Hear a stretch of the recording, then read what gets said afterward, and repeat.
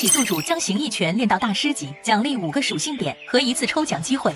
4年了，终于走出全能养成系统的第一步了。前世我是游戏公司创始人，却因肝癌晚期，绝望最久。幸好全能养成系统跟随而来，我选择形意拳，苦练4年。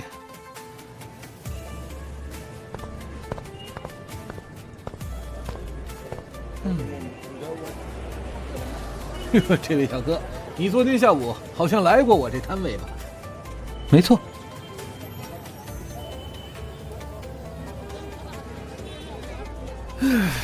怎么看上这个汝窑大罐了？物品：汝窑大罐仿品，年代1993年，价值520元。哎呀，东西是好东西，可惜太贵了，我买不起啊。这位帅哥，你也看上这个大罐了？那真是太巧了，我也看上这个大罐了。只是这位老板要价太贵，我最多能付30万。小兄弟，你有没有22万？咱们一起把它买下，怎么样？这位大姐，我连1万块都拿不出来，哪来的22万？我当然能够看得出来，那个漂亮女子是在演戏，想要骗我的钱。等2人联手买下大罐之后，只要随便找个专家说它是假的，那么我的22万就算打水漂了。不过，如果这个漂亮女子能够早出来一会儿，我就没必要浪费一个宝贵的真实卷轴了。我现在也只剩下2次机会，亏大了。好家伙，不管大小，这些原石全部都在10万元以上。最贵的一个开一条缝，透出隐隐绿意的原石，差不多有足球大小，价格达到了恐怖的1200万。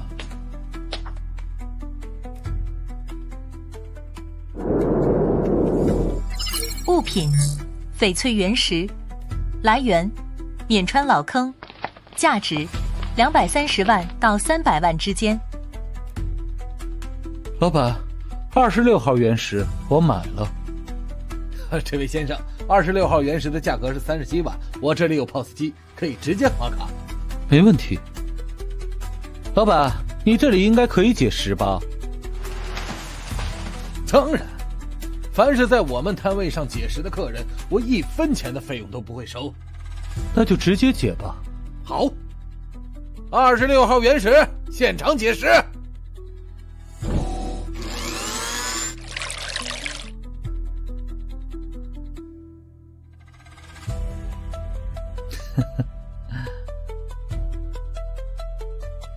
老板，你觉得它值多少钱？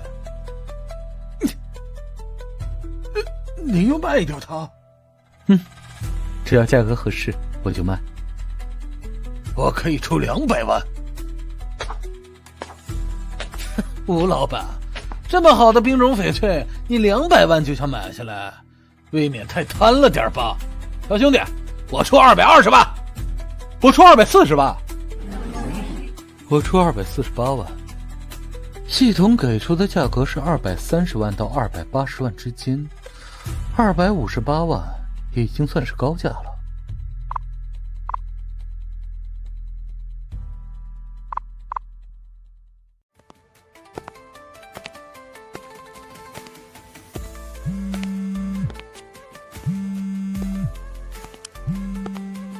喂，杰哥，有什么事儿？雨辰，半小时后，飞哥来咱们健体中心练拳，点名让你做他的陪练。好，我马上到。王杰是龙威健身中心的老板，亦师亦友，前身救了他女儿王小小。我苏醒后，他邀请我加入中心，月薪1万2。吴雄飞是运输公司老总，实际是地下黑帮老大，势力大，每次陪练都给我2000小费啊。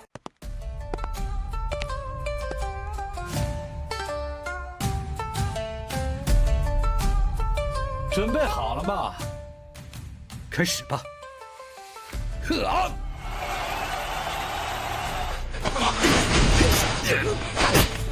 吴雄飞速度在别人眼中快，但在我眼中缓慢。若生死在，我能轻松干掉。不打了，飞哥，没事吧？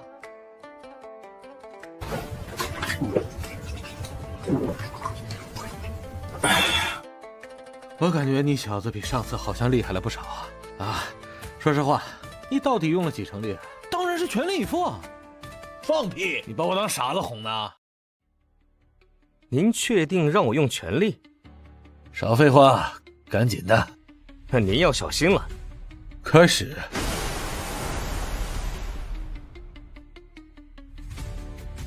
兄弟，之前跟我打拳，是不是觉得特别憋屈啊？没有，我的形意拳是最近才突破的。于晨的爆发力竟强到这种地步，于晨，你的修为是不是达到传说中的化境了？应该是。短短4年时间，你竟然可以从一个功夫白丁变成一代形意大师，这简直太不可思议了！运气而已。兄弟，来运输公司帮我忙吧，我给你每个月10万的薪酬，外加10%的股权。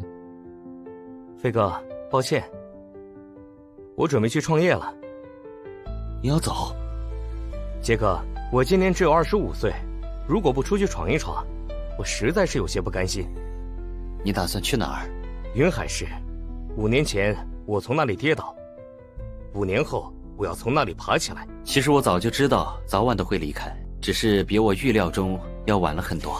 兄弟，创业是需要本钱的，我可以先借给你200万。谢谢飞哥。等将来若是有需要，我不会跟您客气。飞哥，未来一定是智能互联网的时代，再像过去那样打打杀杀，肯定是不行的。您最好能够早做打算。我不是不想退，而是不能退。可能这就是电影中经常说的“人在江湖，身不由己”吧。等我发达了，一定让您安然退出江湖。好，我等你发达的那一天。人性如此啊，承诺未必当真呢。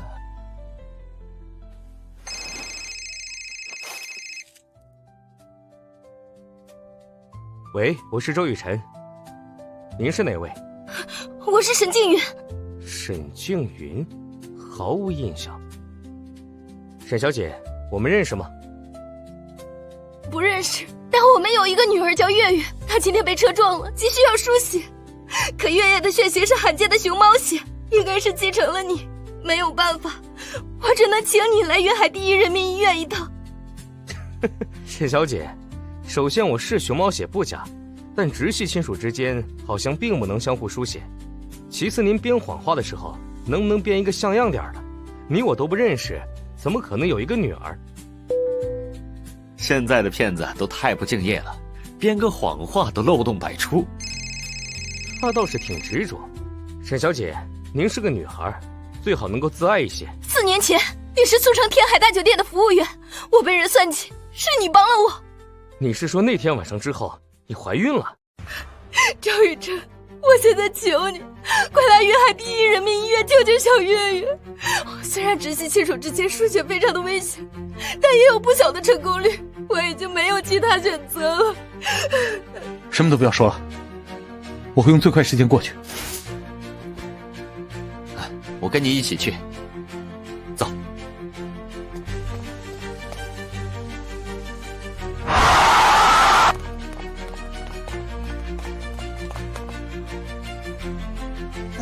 孩子的情况很严重，必须立刻输血。孩子呢？在手术室里，月月的情况很不好，你快进去给孩子输血。你是孩子的父亲？是。杰哥，谢了。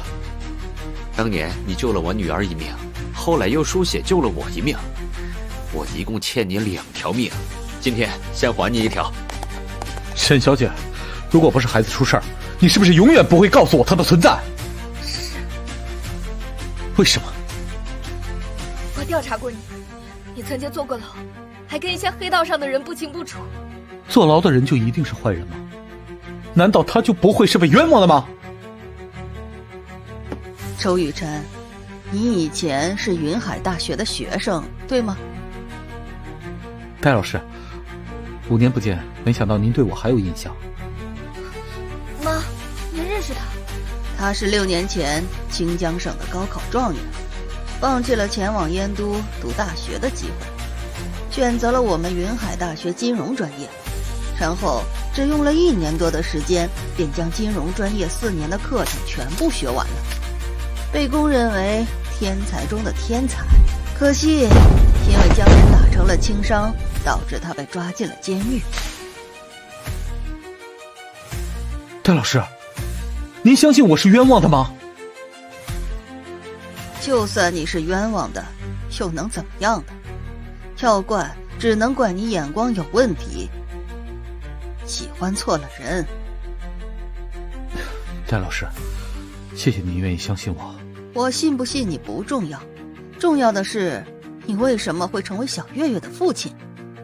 我觉得这个事情还是由您的女儿回去告诉你比较好。妈，等小月月脱离危险之后再说吧。好。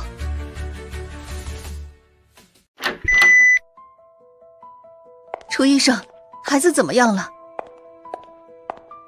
戴教授，孩子已经没事了。太好了，楚医生，谢谢你。王先生，您刚刚输了800毫升的血，需要好好休息1天。护士小姐，您不用担心，他不会有事的。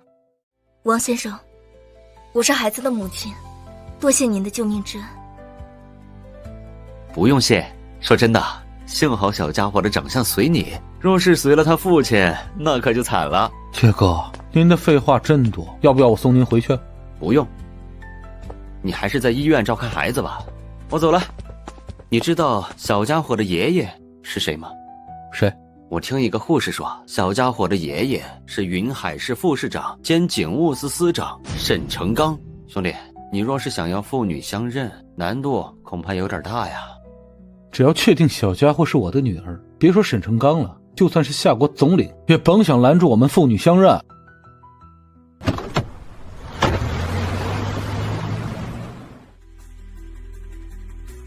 你能赶过来救月月，我们全家都非常的感激。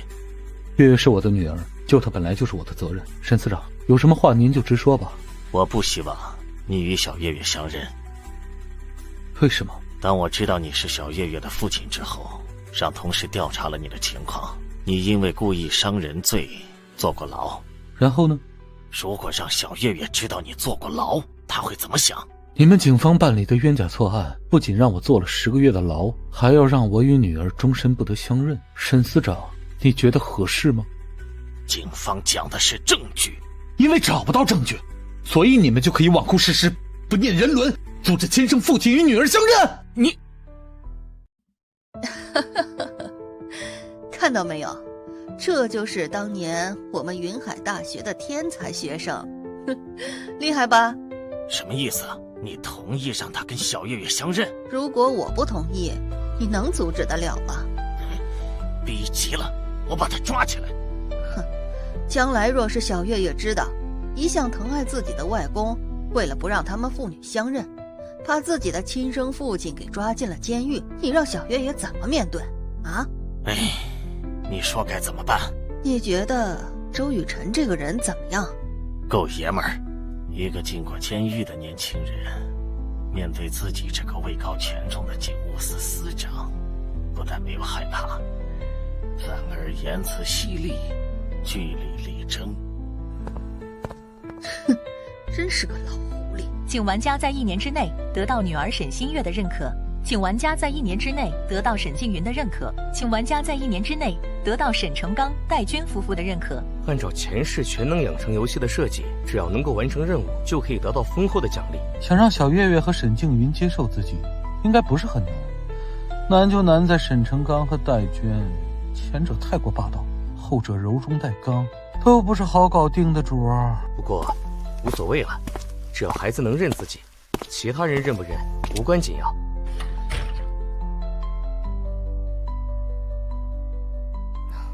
谢谢。该说谢谢的是我，一个人把孩子拉扯大不容易吧？这是我自己的选择。周雨辰，小月月刚出了事，短时间内不能做亲子鉴定。不需要做亲子鉴定，从看到小月月的那一刻，我就感受到了我们父女之间的血脉亲情。她100%是我的女儿，没跑了。哼，既然你这么自信，为什么还进了监狱？可能是我太天才了，所以上天要给我一些磨难。那么，请问周天才，你现在做的是什么工作？无业游民。哎，我是真不知道，你这个无业游民是从哪儿来的自信？燕雀安知鸿鹄之志？哼，听你这话的意思，我是燕雀喽？哼，那好，敢不敢跟我打个赌？什么赌？你不是觉得自己很厉害吗？这样吧，1年之内你先赚上10个亿，让我看看。如果成功了，我就不再反对你和小月月相认；如果失败了，那你就哪儿凉快哪儿待着去，以后不要出现在我们面前。用不着1年，半年之内我去赚10个亿。若是做到了，小月月跟我姓周。如果做不到呢？做不到，我就离开云海。等到将来事业有成，能够保证小月月一辈子衣食无忧，我再回来。改姓的事情，我这一生不会再提。好，这个赌我同意，君子一言。驷马难追。沈司长，希望您能尽快查出撞倒孩子的那个摩托车骑手。他跑不了。戴老师，吃点东西吧。啊，谢谢。小周啊，10个亿可不是一个小数目，你有把握吗？有。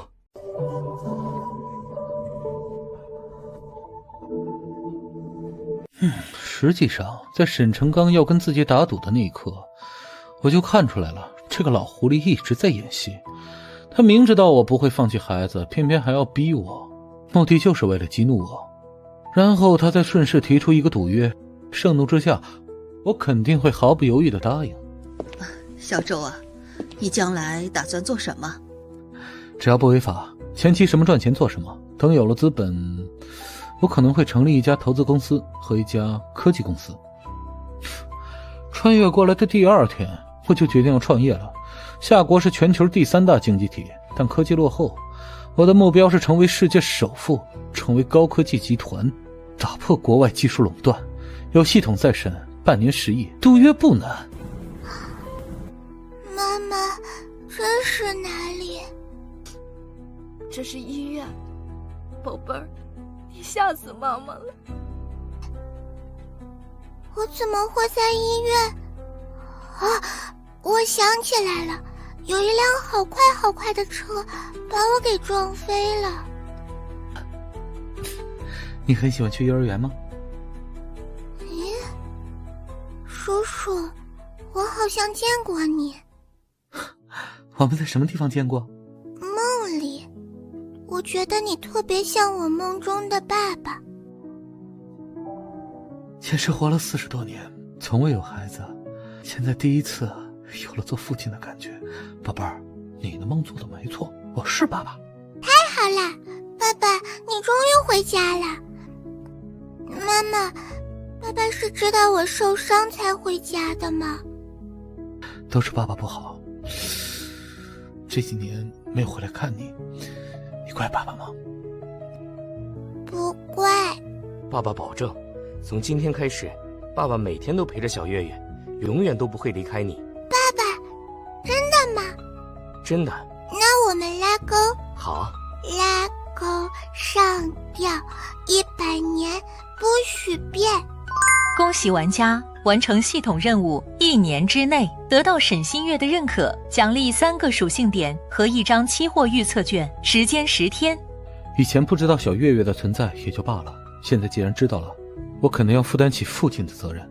这样吧，我在你居住的小区附近租一套房子，每天早上去接小月月，下午我再把小月月带回家，你下班后去我那里接就行了。你不是要创业吗？这会不会影响你的工作？既然是创业，那我就是老板，想什么时候走就什么时候走，谁都管不着我，在时间上不会有问题。如果有意外情况，我会及时通知你啊。我每个月交给你2万元的生活费。这倒不是因为钱的问题，主要是周雨辰的态度让我感到非常的满意。现在看起来不错，关键看他能不能一直这样。路遥知马力，日久见人心，希望他能成为一个好父亲。我先回家，下午做完饭我给你们送过来。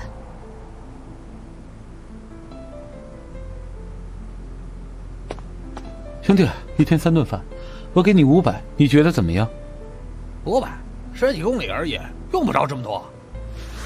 你还真是个实在人啊！咱们留个电话，就这么说定了。今天下午6点，我让孩子的母亲带你去家里走一趟，认认路。没问题。啊，戴老师回去了？我妈回家做饭了，过会儿再来。如果戴老师要坚持做饭，那我现在去雇一个司机，让他每天早上、中午和晚上来送饭，你觉得怎么样？这倒是个好办法。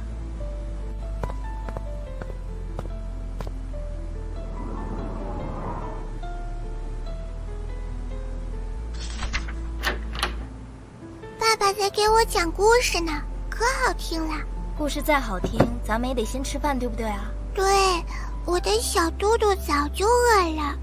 爸爸，我的手有些疼，你可以喂我吃饭饭吗？当然可以啊。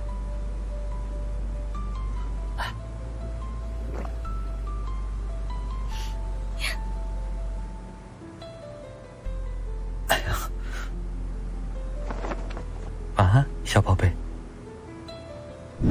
回想一下这一天所发生的事情，实在是太精彩了。自己不但变成了形意拳大师，彻底打开了全能养成系统，还多了一个漂亮的女儿。至于这个变化是好是坏，我相信一定是属于前者。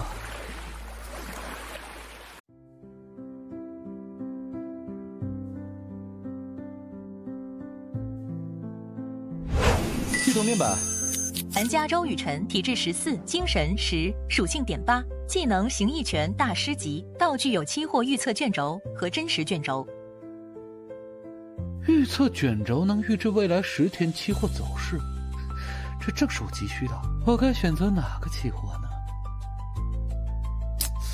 网速真慢，习惯了。东亚地区石油大国关系紧张，石油期货波动大，就选原油吧。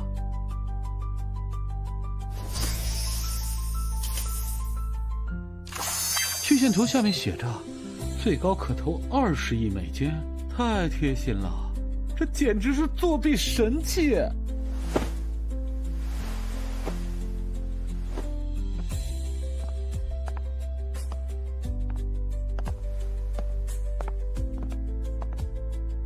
你去休息吧，我在这照顾小月月。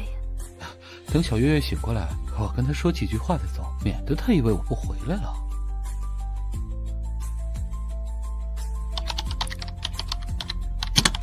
不过这点钱太少了。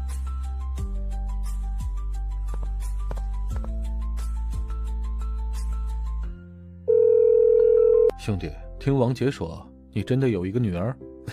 没错，一次意外多了一个女儿，我觉得这是老天送给我的最好的礼物。恭喜恭喜啊！找我有什么事儿啊？飞哥，你信我吗？当然信你啊！我想向您借钱，越多越好，半个月后还给您，利息20%。20%？兄弟，你确定？确定，但我没什么东西可以抵押给您。如果成功了自然最好，失败了我给您打工还债。好啊，我现在就能够拿出500万。我给您一个卡号，您将钱打进来，事成之后我给您600万。兄弟，你能不能告诉我到底想做什么买卖啊？原油期货。你有多大把握？100%。我现在马上给你打钱。飞哥，我不会辜负您的信任，谢谢。都是兄弟，不用这么客气。哎，飞哥，你知不知道云海有哪一家可以提供高利贷？我靠，你还想借高利贷啊？资金越多越好。飞哥，我等了4年，就在等这一次机会，把握住了，我就能一飞冲天。你们这些文化人，比我们黑社会还狠。行，一会儿我给你个号码，你去找他。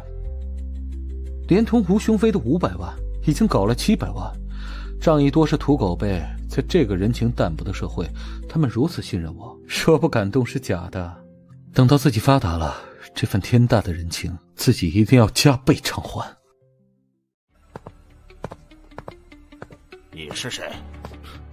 我叫周雨辰，跟豪哥已经约好了。阿山，让他过来。是。豪哥，我有什么事儿等拳赛结束再说。这小子气度不凡，倒有几分能耐。你想找我借钱？是。看在吴雄飞的面子上，我可以给你一个机会。什么机会？他叫安虎，精通泰拳。你打赢他，我借你500万，1个月利息10%，输了就回去。如果我能在1分钟之内将他击败，您借给我1000万，期限半个月，利息5%。年轻人有胆色，我答应了。形意拳周雨辰，请赐教。比武开始。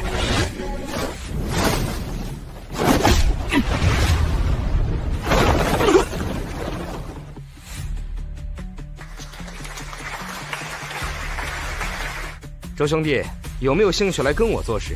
豪哥，飞哥也问过我这个问题。你有这身功夫，不混江湖太可惜。我练功只为强身健体。豪哥，这1000万啊，马上给你，兄弟，这是规矩。应该的。豪哥，多谢了。你要这么多钱做什么？投资原油期货。期货水深，小心倾家荡产。我明白。今晚入场需准备。先回去了，祝你一战成功。谢了。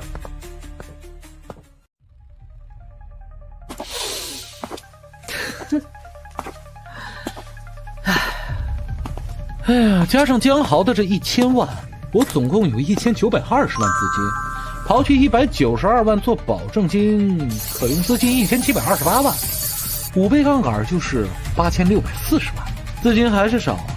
但这已经是我能搞到的最大一笔钱了。像网络爽文男主角那样随随便便拿出几亿几十亿，现实生活中根本不存在嘛。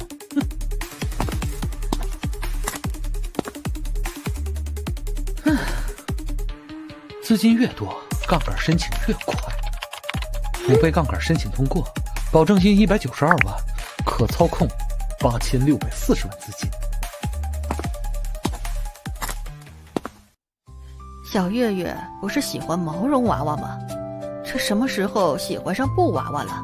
因为这个布娃娃是周雨辰给他买的，从吃完早饭到现在他就没松开过。看来小月月很喜欢周雨辰啊。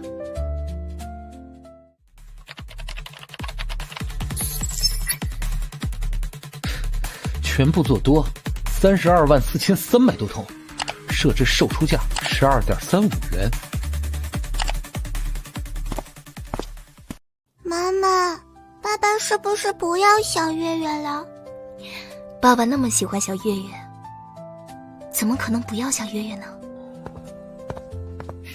明天早上妈妈就会过来了，宝贝儿，你在医院的这段时间，妈妈是白天陪你，晚上休息；爸爸是白天休息，晚上陪你。只有这样，爸爸妈妈才不会累啊，明白吗？明白。妈妈，你快回家休息吧，有爸爸陪我就够了。好，你打算租哪个小区啊？丽江花园。啊，丽江花园？你知道那里的租金有多贵吗？我跟你父亲打赌，要在半年之内赚10个亿。丽江花园的租金再贵，对于一个即将成为亿万富豪的人来说，好像也算不上什么。你确定自己一定能够赚够10个亿？应该不止。望着周雨辰那坚韧而又自信的目光，我突然觉得这家伙也许真的能做到。可转念一想，又觉得不可能。一个没有背景、没有资源、没有本钱的三无人员，想要在半年的时间里赚10亿，实在是有点天方夜谭。全能养成系统。下一个，我选择黑客技能。经过系统检测，玩家本身的黑客技术已达到精通级，获得5个属性点与1张技能抽奖机会。周雨辰体质14，精神10，属性点13，技能形意拳，黑客技术，道具期货预测卷轴，真实卷轴，技能奖励卷轴。靠，聊胜于无啊！厨艺精通级99%，看来自己这辈子不缺好东西吃了。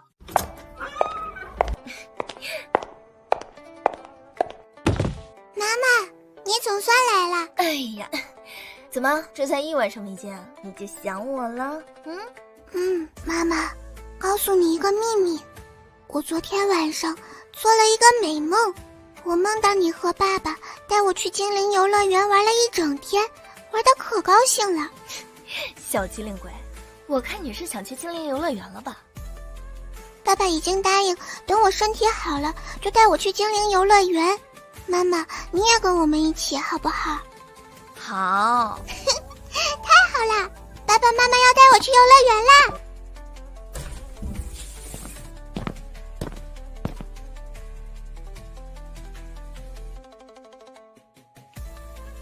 张霞同学，好久不见啊！天哪，真的是你！我以为你离开云海了。出狱后，我在苏城生活了几年，前天才回云海，准备在这里创业。罗浩这个混蛋，这什么德行？所有人都清楚当年的事情，大家都知道你是冤枉的，可惜没有证据。哎，你还记得吴振华老师吗？当然。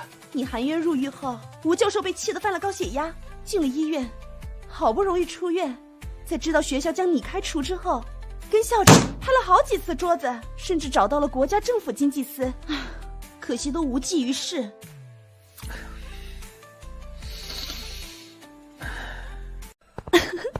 你们有钱人是不是都这么低调？你一个能租得起漓江花园的人，开的车怎么还没有我的好？这车是我租的，里面是我从苏城带来的一些生活用品。哦，那咱们走过去吧，反正也不远。好，对于这个健谈的女同学，我还是挺有好感的。一旦创业成功，一定招聘张霞进入客服。这套大平层，风格大气舒适，客厅整洁高大，装修精致，家具电器全是顶级品牌，价格不菲啊。对比自己初次看房子的样子，我不禁对周雨辰感到钦佩。这份沉稳镇定不是一般人能有的。我要租这一套。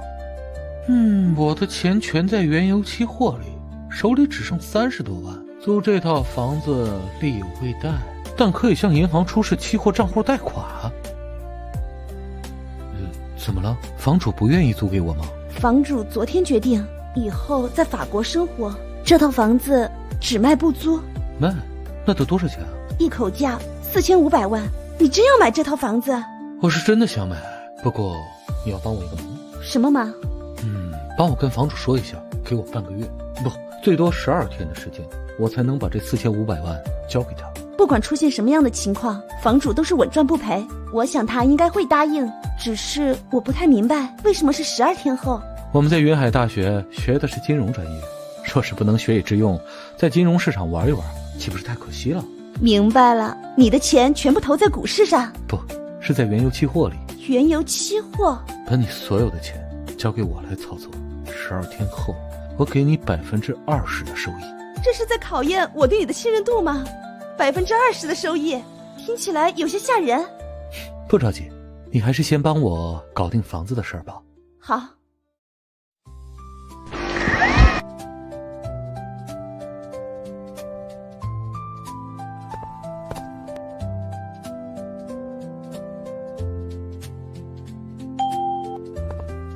我决定了，把钱交给你这位金融天才，帮我投原油期货。好了，为什么这么信任我？一是我们的同学关系，二是你刚刚支付了30万。你能投多少？200万。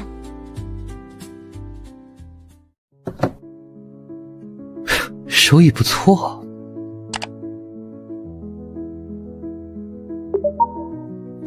账户里的钱起了作用，没收保证金。如果赚小范围波动的钱，收益能提高30%以上，但容易被平台发现抓去研究。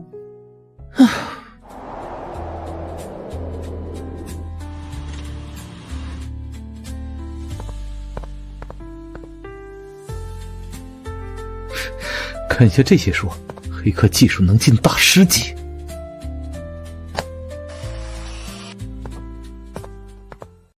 谢谢。不用客气，我觉得以后我们最好能够改一下称呼，你可以叫我雨辰，我叫你静云，这样听起来亲密一些。好。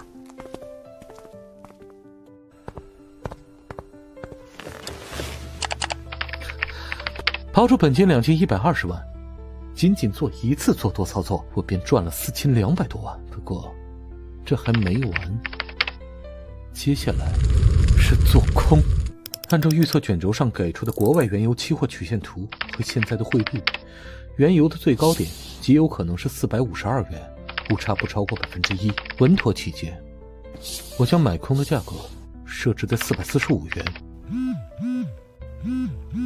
喂，我是周雨辰，您是哪位？周先生您好，我是下台期货平台杠杆审核负责人庄文斌。因为刚才您向我们平台申请了10倍杠杆，按照规定，我需要向您确认一下，这是您本人的操作吗？是我本人。在不到1周的时间里，原油从266元涨到了近440元。我觉得这个价格已经到顶了，打算向贵平台申请10倍杠杆用来做空。庄总，我这么做应该不违规吧？啊哈，当然不违规，我只是没想到您这么坦诚。您已经是我们的最优质客户，10倍杠杆没问题，但是需要15%的资金充当保证金，没问题吧？没问题。哎，好，那我马上给您批复。17.5亿的资金可以买到17.6万桶原油。从脑海中的曲线图来看，最早达到445元价格的时间是在今天晚上9点30分，所以我不着急。系统。周雨辰，体质14，精神10，属性点18，技能形意拳，黑客技术，厨艺，道具，期货预测卷轴，真实卷轴，理解卷轴。经过这段时间的相处，沈静云从心底里认可了我，系统的任务算是完成了。系统奖励给了我5个属性点和1张理解卷轴，我准备等到小月月病好出院后再启用，这才能达到最好的效果。说不定用不到半个月，我的黑客技术就能达到大10级。爸爸，终于可以出院了。我提醒一下，我的车在地下停车场。我知道，我的那辆面包车就停在你的车子旁边。周雨辰，我希望你能成功，但我绝不会同意让静云嫁给你。原因你应该明白。所有的问题我都会妥善解决，解决不了，我自动放弃。沈司长，是我之前想的太简单了，赌约更改一下吧。就算我半年之内赚到10个亿，小月月依然姓沈，直到静云结婚为止。你确定？确定。小月月是静云带给我的一个小天使，我对她是发自内心的感激。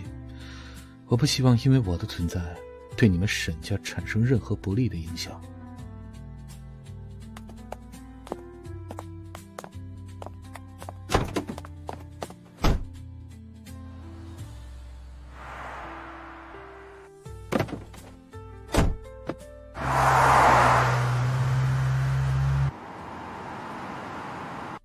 爸爸，这就是我和妈妈的家，你能跟我们住在一起吗？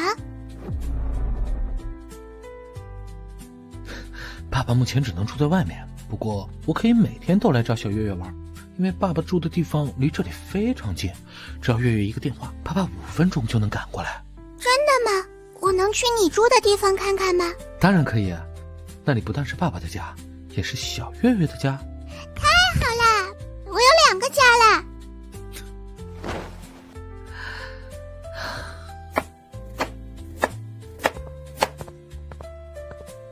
哦，你这是要做松鼠桂鱼吗？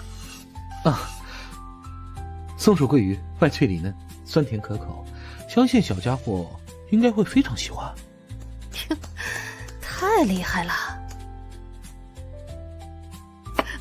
不错。我之前也想给小月月做这道菜，可惜刀工不行，每次都失败。你这刀工真是厉害呀！比起那些5星级大厨不遑多让啊。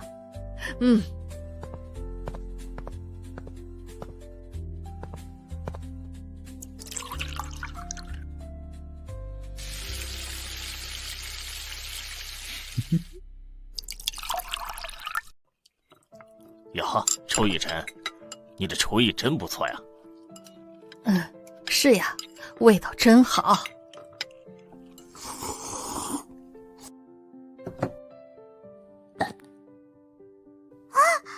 妈妈，那是因为你吃的太多了。妈，医生说小月月的身体已经完全康复，跟普通孩子没什么区别，可以上学。太好了，我可以去上学啦！既然如此，那从明天开始，以后接送孩子的事情交给我吧。嗯，好。嗯。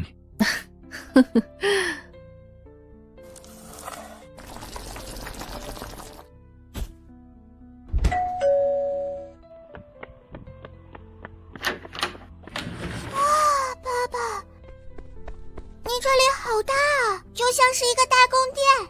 喜欢这里吗？超级喜欢。1万块的玩具都要买，你这是有钱烧的吗？我只是想尽量弥补我这3年多的缺席。你是不是在怨我没有告诉你孩子的存在？不，我不怨你。相反，我还要感谢你，感谢你在知道我坐牢之后，依然愿意将小月月生下来。若是换成其他女人，恐怕他们的第一选择是将孩子打掉。你知道吗？你送给了我一个天使。我应该早点告诉你的。现在也不晚。对，现在不晚。妈妈，我想和他们一起玩滑梯。去吧。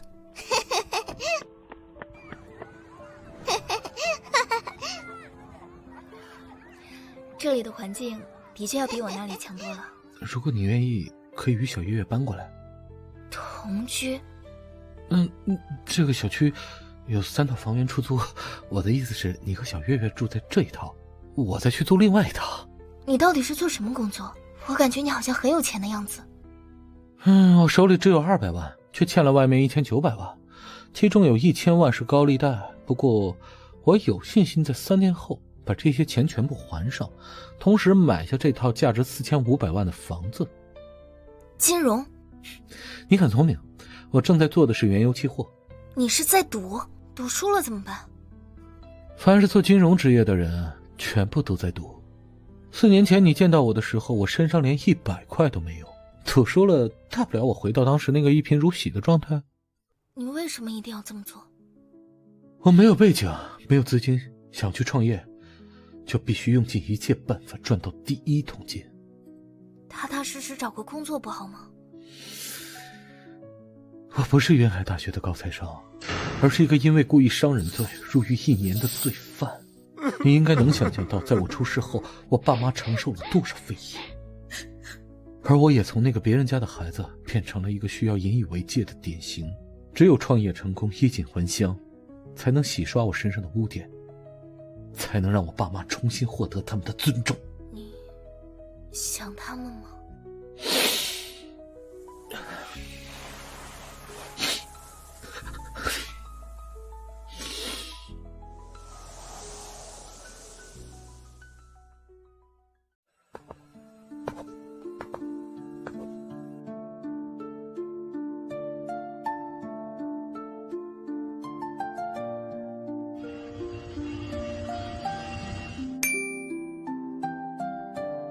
做空22.6万桶原油，成了。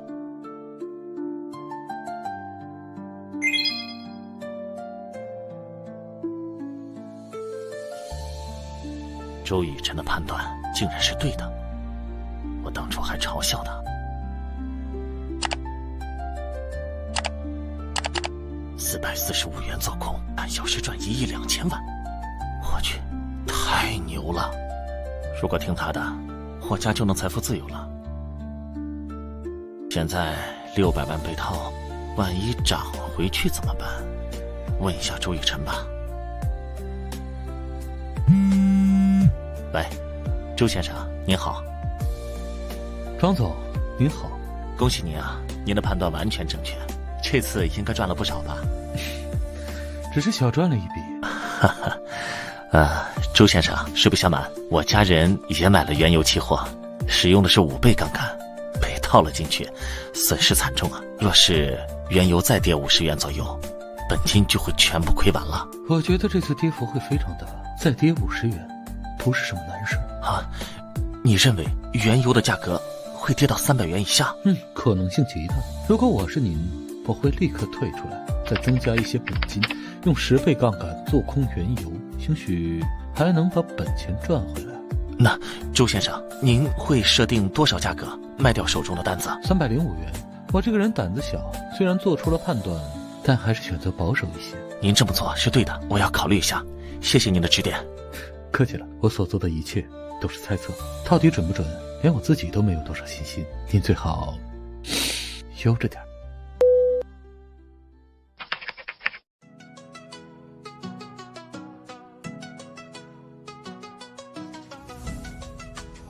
似睡非睡，似醒非醒。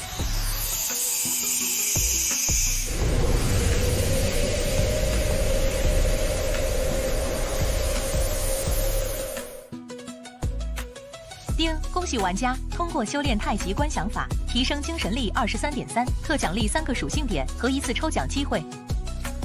恭喜玩家属性点超过20，达到系统商城启动条件，请选择是否开启。开启，系统商城开启需要20属性点，里面什么稀奇古怪的东西都有。如果早知道会穿越，我绝不会设置这么高的条件。我要核聚变技术资料，价格10万属性点。靠，真是太贵了！那我要光刻机研发技术资料。价格8000属性点，比核聚变技术便宜多了。很有可能是地球没有研发出可控核聚变技术，但研发出了能够制造2纳米芯片的光刻机。治疗癌症的药物研发资料价格超过了8万属性点，而其他已经出现在地球上的药物研发资料不过才几千属性点而已。我的猜测应该是对的，只是商城的东西需要的属性点也太他妈多了。按照现在赚取属性点的方式，我就是努力100年也别想搞到1000属性点啊！肯定有什么办法能够让我获得大量的属性点，要不然这个系统商城就是个鸡肋。到底是什么呢？系统商场开启后，里面的东西也会出现在抽奖当中。早知道是这样的话，我短时间内根本不会积攒积分去开启系统商城。相对而言，我还是希望能抽到各种各样的功能性卷轴啊。不过，将来有机会抽到可控核聚变技术之类的逆天之物，也没有太吃亏。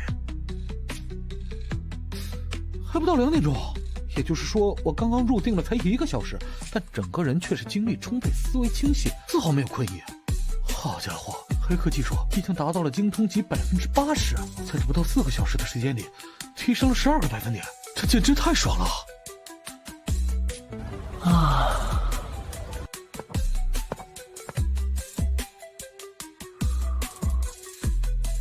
这位小哥，你练的是形意三体式吧？老爷子法眼如炬，我练的的确是形意拳三体式。我还没退休的时候，曾经看到过些懂形意拳的军人站着三体式。怎么说？就是感觉，没什么依据。三体式啊，练到一定程度就会重意不重形。您之所以觉得他们不如我，是因为他们修为尚浅，没有练出独属于自己的意境。这么说，你练出意境来了？您可以自己判断，老爷子。抱歉，我得回去给我家小丫头做早餐了。你会每天早上过来练拳吗？会。行，那咱们明天见。好。看来这小子不知道我的身份呀。月月，这是谁呀？苗老师，这是我的爸爸。啊，苗老师您好，我是小月月的父亲周雨辰。周先生您好。苗老师，多谢您这几个月对他们娘俩的照顾。现在我回云海工作了，以后将会由我按时接送小月月上学放学。月月妈妈平时既要工作又要照顾孩子，非常的辛苦。您能回到云海，那对月月妈妈来说真的是再好不过了。最近也能看出孩子上幼儿园都很开心，一直跟小朋友说自己的爸爸回来了，对孩子真的是一件好事。您说的是，苗老师，我有您的电话，等会儿给您发条短信，麻烦您记一下我的手机号码，以后孩子有什么问题您可以直接联系我。宝贝儿，去吧。喂，雨辰，你看新闻了吗？昨晚原油价格暴跌了20%还多，你小子什么情况？杰哥，放心吧，我没事儿。少来！我在网上都看到了，国内投资原油的人大部分都被套牢了，至少有1半的人爆仓了。兄弟，钱可以没有，命只有一条啊！你可千万别想不开啊！杰哥，我没骗你，前段时间我做多原油赚了几千万。我靠，这小子牛逼啊！哎，跟我说实话，你这次能赚多少钱？哎，有没有玩杠杆？有杠杆是肯定的，这次赚的钱应该够我买下现在租的大平层。你这套大平层值多少钱？4500万，我定金都付了。周雨辰，你大爷的，必须请客！这是必须的。杰哥，我再告诉你一个事儿，昨晚论坛上公布的那套太极观想法是真的。你成功入定了？我入定了1个小时，醒来后精神饱满，精力旺盛。我爸说的一点都没错，你小子就是个武学天才，你小子将来不会练出元神霞举飞升了吧？什么元神，什么举霞飞升？杰哥，你是不是仙侠小说看多了？能够做到这一点已经是非常了不起了。不行，今天晚上我也要好好练一下。那就祝你成功。理解卷轴的有效时间是1个月，不能浪费。黑客技术难度太大，但借助过目不忘和理解能力，我能轻松搞定。黑客技术达到精通85%，提升了5%，后期进步困难，但要放平心态，等待水到渠成啊。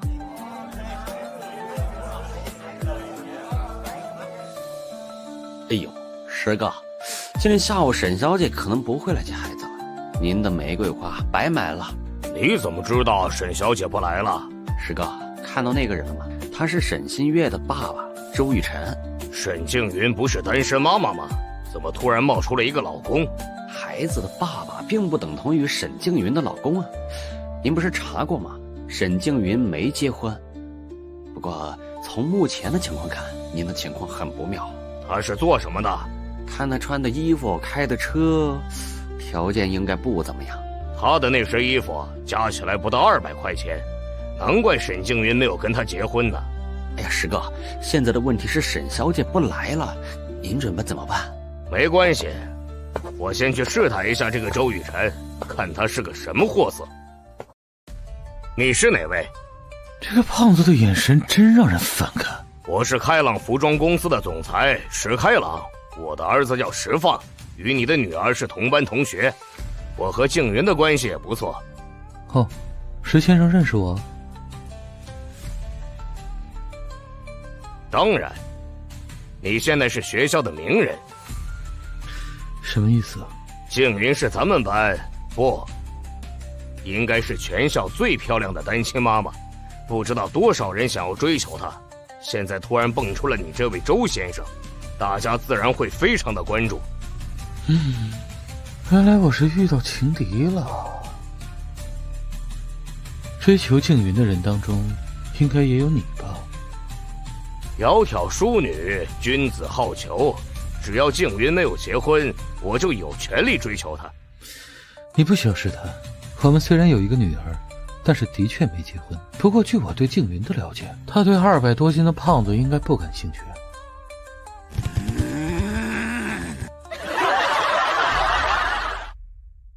吵架较量的是情绪稳定，他先怒了，战斗力拉胯。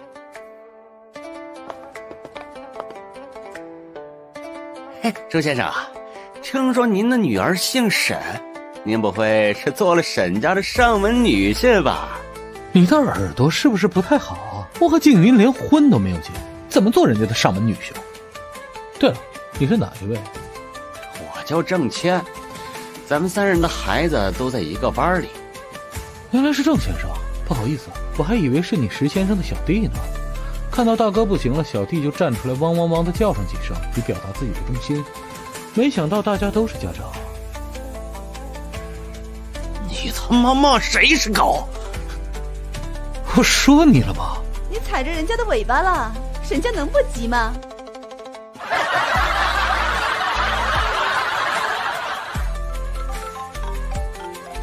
静远，你认识一个叫石开朗的人吗？那家伙是个大胖子，儿子叫石放。哦，我想起来了，确实是有个叫石开朗的，但是关系连普通朋友都算不上。原来石开朗是在虚张声势啊！月月去卧室玩玩具，爸爸给给你做好吃的。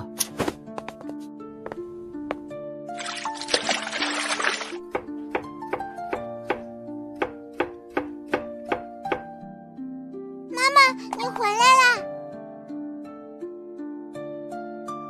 两位美女，饭菜备齐，可以洗手吃饭了。你以后不会每天下午都要给我们做饭吧？这有什么不可以吗？我跟小月月是5点到家，你是6点到家，中间1个小时刚好用来做饭，在时间上非常合适啊。可这么做的话，太麻烦你了。一顿饭而已，没什么麻烦的。妈妈，我特别喜欢吃爸爸做的东西。什么意思？你是说我做的不好吃吗？好像确实不如爸爸做的好吃。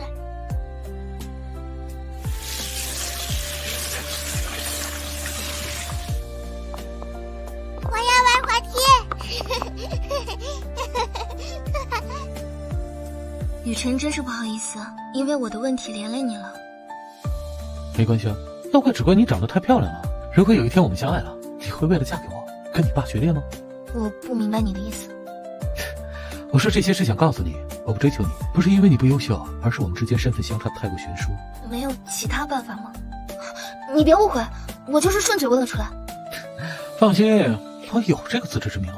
想要解决我们之间的问题，首先我必须洗清冤屈，让警务司消除我的案底。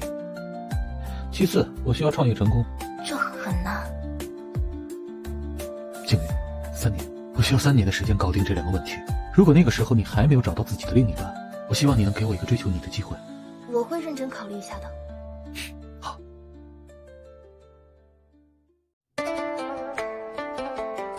虚拟货币特尔币暴跌，从620美金跌到151美金，只用了12小时。穿越4年，第一次见到虚拟货币新闻。2年前出现，类似前世比特币，总量80万枚，涨幅最大是24小时上涨6000%。现在炒作，就算判断失误，买1万枚不到1000万下元，若成功达到比特币1半价格，就能成为亿万富豪。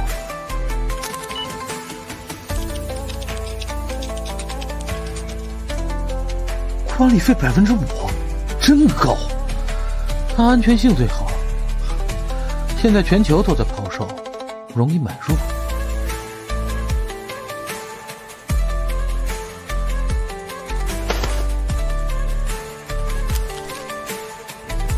2/3内容重复，3小时看完只涨1%经验，该实践了。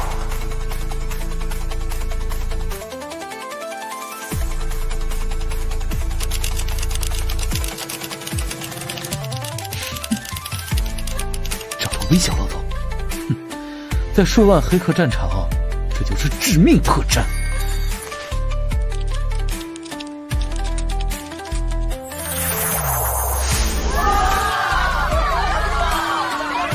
大神太牛了，恭喜猎人现身！这种事儿偷偷参加就好，不能惹麻烦。黑客技术涨到精通级90%，这次入店要半小时，比昨天慢多了。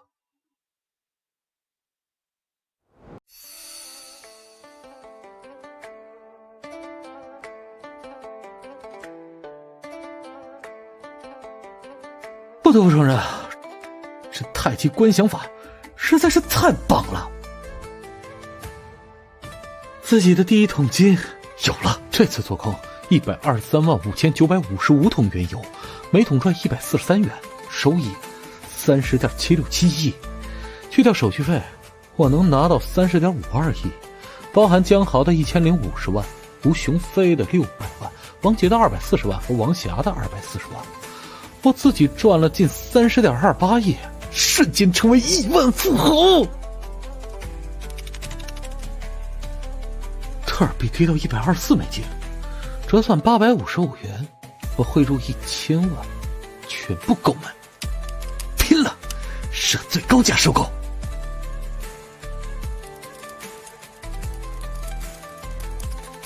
占了总数的1/80，为避免影响市场，收手。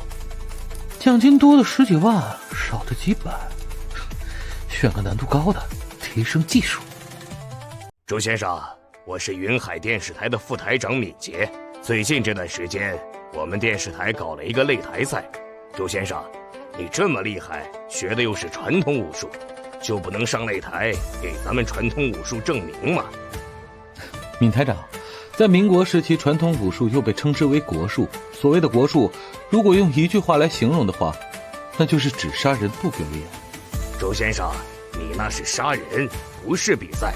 您的好意我心领了，至于擂台赛，还是算了吧，我可不想一个不慎，后面几十年在监狱里度过。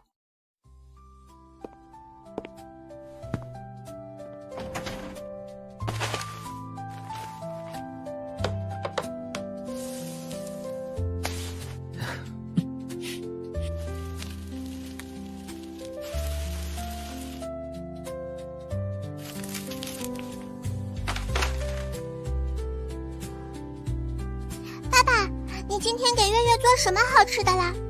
是猪肉鲜虾馄饨，喜欢吗？好吃我就喜欢，不好吃我就不喜欢。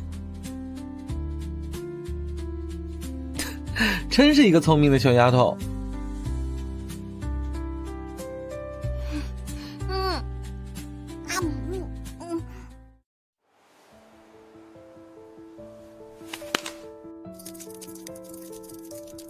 哎呀，两人借给我钱时连个借据都没立，心中感激啊，多给10%收益。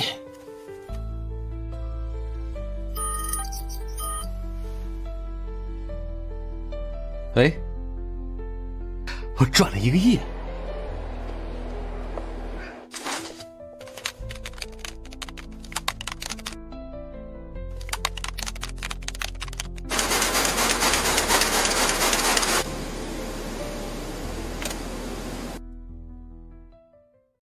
混了4年多，我总算是有房一族了。你这房子都能顶得上普通人10套房了。周雨辰，我现在特别想知道你这次到底赚了多少钱？不多，一个数而已。天哪，你竟然用了不到2周的时间赚了1个亿，这也太厉害了！我刚刚看了一下现在的原油价格，1桶是295元，换句话说，就几个小时的功夫，我少赚了1000多万。你这是贪婪。我平常虽然不玩期货股票，但也听说过过犹不及，落袋为安的道理。你说的对，走吧，咱们再去一趟银行，给你结账。中介费就算了吧。那可不行，开多少就是多少。你若是不收中介费，那我连这240万都不给你。行吧，我们的中介费一般是3%，我给你算1%，45万。好。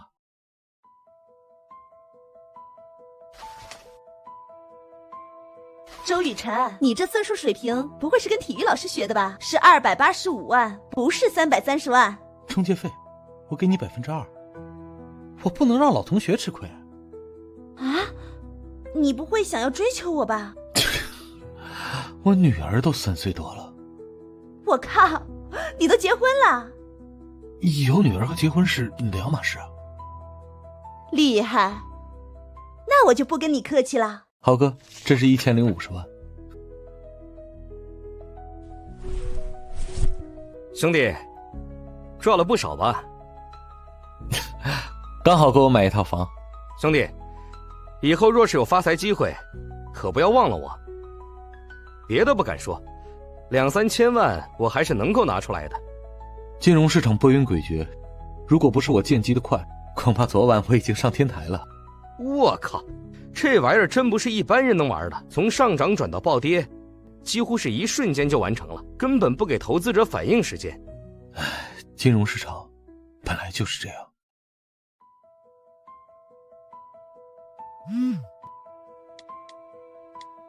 咦，这是多少钱？什么钱？1000万呢！有人给你的账户上转了1000万啊！不可能，我看看是不是银行搞错了呀？难道是小陈？他怎么可能有这么多钱呢？这个混球啊，出狱4年多了，既不回家也不联系。这孩子自尊心有多强，你又不是不知道。在这一点上啊，那还不是随了你？不行啊，这事儿必须得搞清楚。咱去趟银行，就说有人搞错了，往你账户上打了1000万。我们走。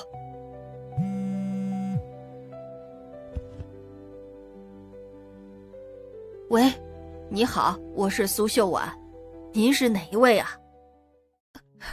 你是小陈？5年了，妈，你和爸这些年身体好吗？我和你爸呀，身体都好。这些年，你到底在哪里呀？为什么不回家呀？出狱后，我去了苏城工作。前些天我回到云海，妈，我没脸见你和爸。哎，你什么叫没脸见我们？你做什么亏心事了？爸，我不想让你们为我蒙羞。当年的事情，傻子都能看出来里边有问题，你没错，就是眼光差了点儿。啊，对了，你是不是每个月都给你妈打钱啊？是。算你小子有点良心。那刚刚这1000万是怎么回事啊？爸，这段时间我一直在做原油期货。小陈呐，你既然回了云海，那是不是说你以后也会在云海发展呢？没错。云海的房价呀，贵得吓人。这1000万，你先在那里买一套房子，安定下来。妈，房子我已经买了，这些钱啊是给您和爸的零花钱。如果你真想孝敬我们，那就尽快回家一趟。您有个孙女儿，已经3岁多了。啊？什么？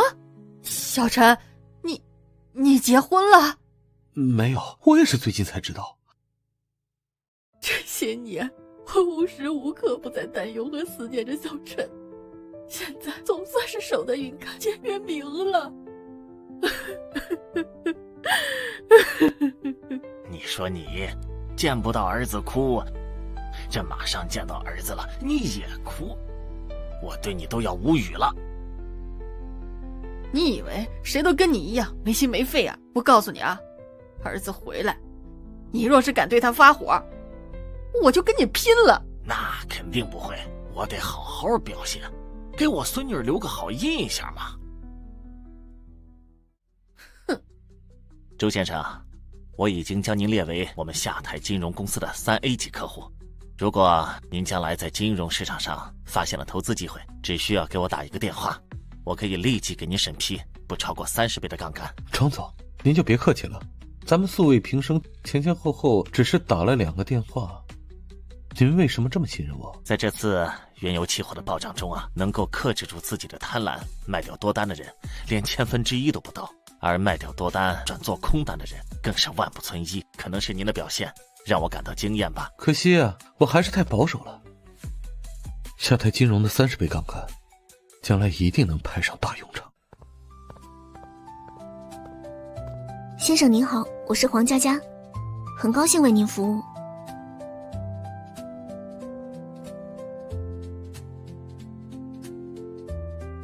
有迈巴赫吗？我们这里有3辆 S680现车，1辆黑色，1辆白色和1辆银色。如果您想要其他颜色，我们可以用最快速度从国外给您运过来。我可以试驾吗？先生，这辆迈巴赫的价格是350万左右，您确定要试吗？你是怕我买不起，还是怕我把你们的车给开坏了？不，我当然不是这个意思。不是就好。我可以试车了吗？可以，佳佳，你要服务好这位先生。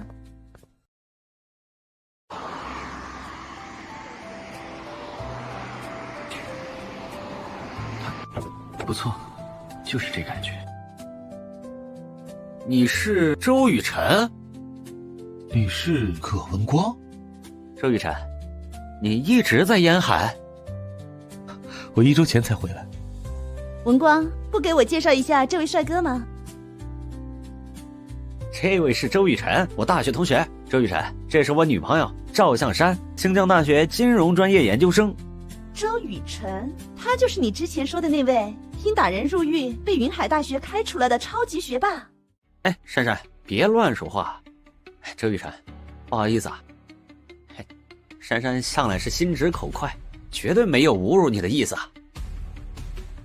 葛文光在故意消遣我，我的确坐过牢，这没什么不好对人说的。我还有事，就不打扰二位试车了。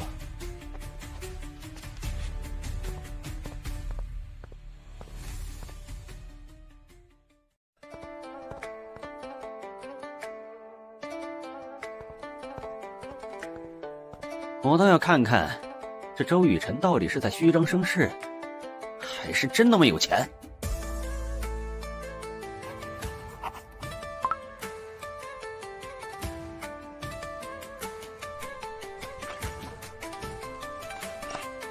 周雨辰，你哪来这么多钱？我学的是金融，自然是在金融市场上赚到的。不可能！一个普通人想要在金融市场赚到钱，基本上是不可能的。我绝对不相信他能在4年内赚到这么多钱。你不行不代表别人不行。周先生说的是，老公，我们去试车吧，下午还有事呢。好，以后咱再联系。再见。哎，黄姐姐，我们需要多长时间才能给车挂上牌？如果我们现在去车管所，最多半小时就能搞定。那还等什么？赶紧走。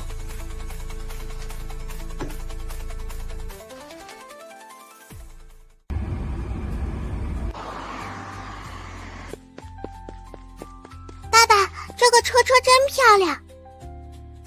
这是爸爸刚买回来的新车，喜欢吗？超级喜欢。那就请小公主上车吧。鉴于小月月只有3岁，我决定做4菜1汤，分别是虾仁蒸蛋、土豆南瓜泥、胡萝卜丝炒肉、清炒西兰花以及菠菜肉丸汤。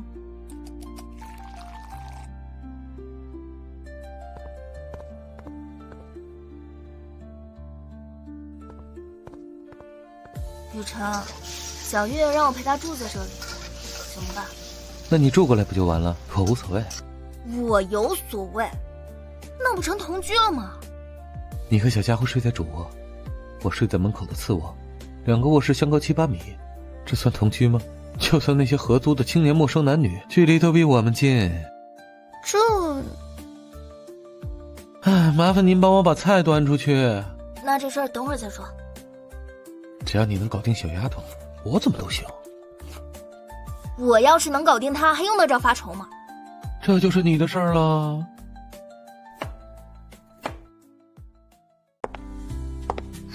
幸灾乐祸。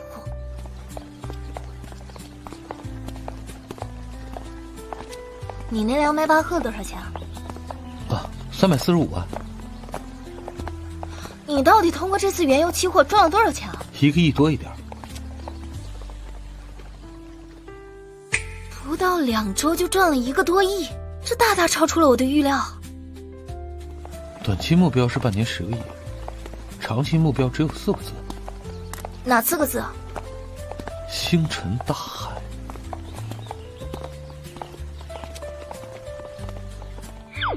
他这么认真，是不是有点中二？是有点，不过我看你挺认真的。理想总是要有的，万一实现了呢？对了，宝贝儿，你有什么理想啊？去精灵乐园玩。爸爸妈妈，你们在医院的时候答应过要带我去游乐园的。我明天有点事儿，后天带小月月去游乐园，怎么样？好，我能去游乐园啦！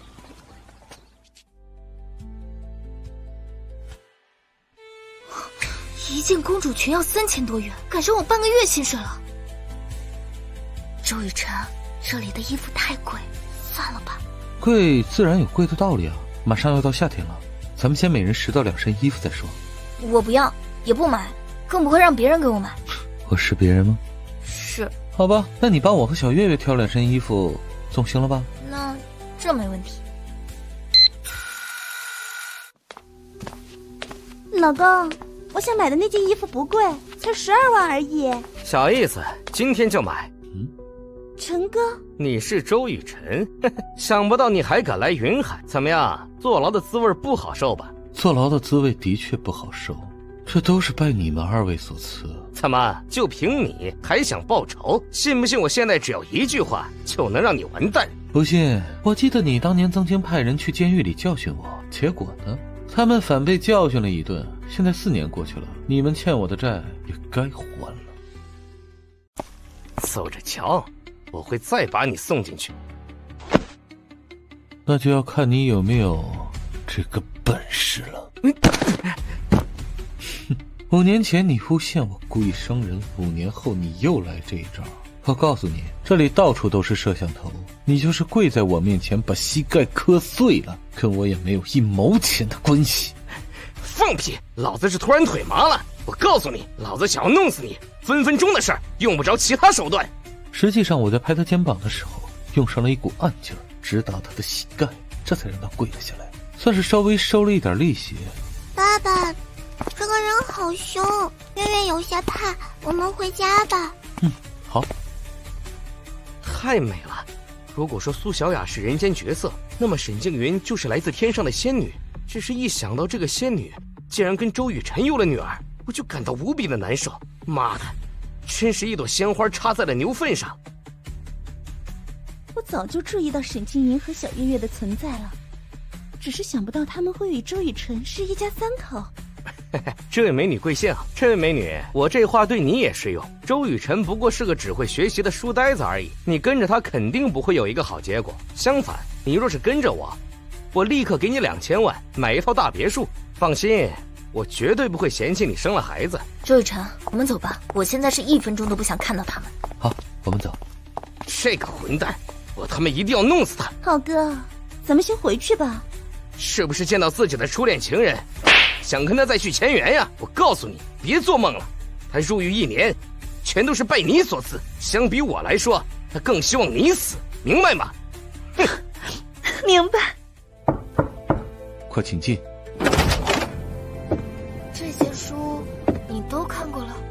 出狱后，我只做了3个工作，一是做酒店服务员，2是做健身中心的教练，第3就是看书。不愧是清江省的高考状元，如果月月能像你一样这么爱学习，那就好了。出狱后，我立刻离开云海，就是为了躲避罗浩有可能对我展开的追杀。这人也太坏了。有光明就有黑暗，有好人就有坏人，这个世界本来就是如此。那你接下来打算怎么办？我自有打算。罗浩之所以如此嚣张，是因为他背后是海丰运输集团，而这个集团的前身是海丰帮，帮主是罗浩的父亲。我曾经托胡雄飞调查过，发现海丰运输集团有可能在暗中做毒品生意，只是一直找不到证据。今天见到罗浩，他的眼睛呆滞，神色憔悴，我怀疑他极有可能染上了毒瘾。如果是这样，那就好办了。我从张霞那里要来了罗浩的电话号码，准备用黑客技术攻入罗浩的手机系统。只要罗浩点开链接，我就能通过病毒远程控制他的手机。若是他删掉，就完蛋了。成功了，16G 内存，照片视频用了12个 G。靠，这家伙玩的挺花啊！最少和6、7个女性有一腿。这个女人，我怎么感觉有点眼熟啊？是薛一冰，去年嫁给了云海市清风房地产公司的总裁严清风，在云海排名前30。他老婆竟然跟罗浩有一腿，真是有心栽花花不开，无心插柳柳成荫啊！借刀杀人，只让严清风知道。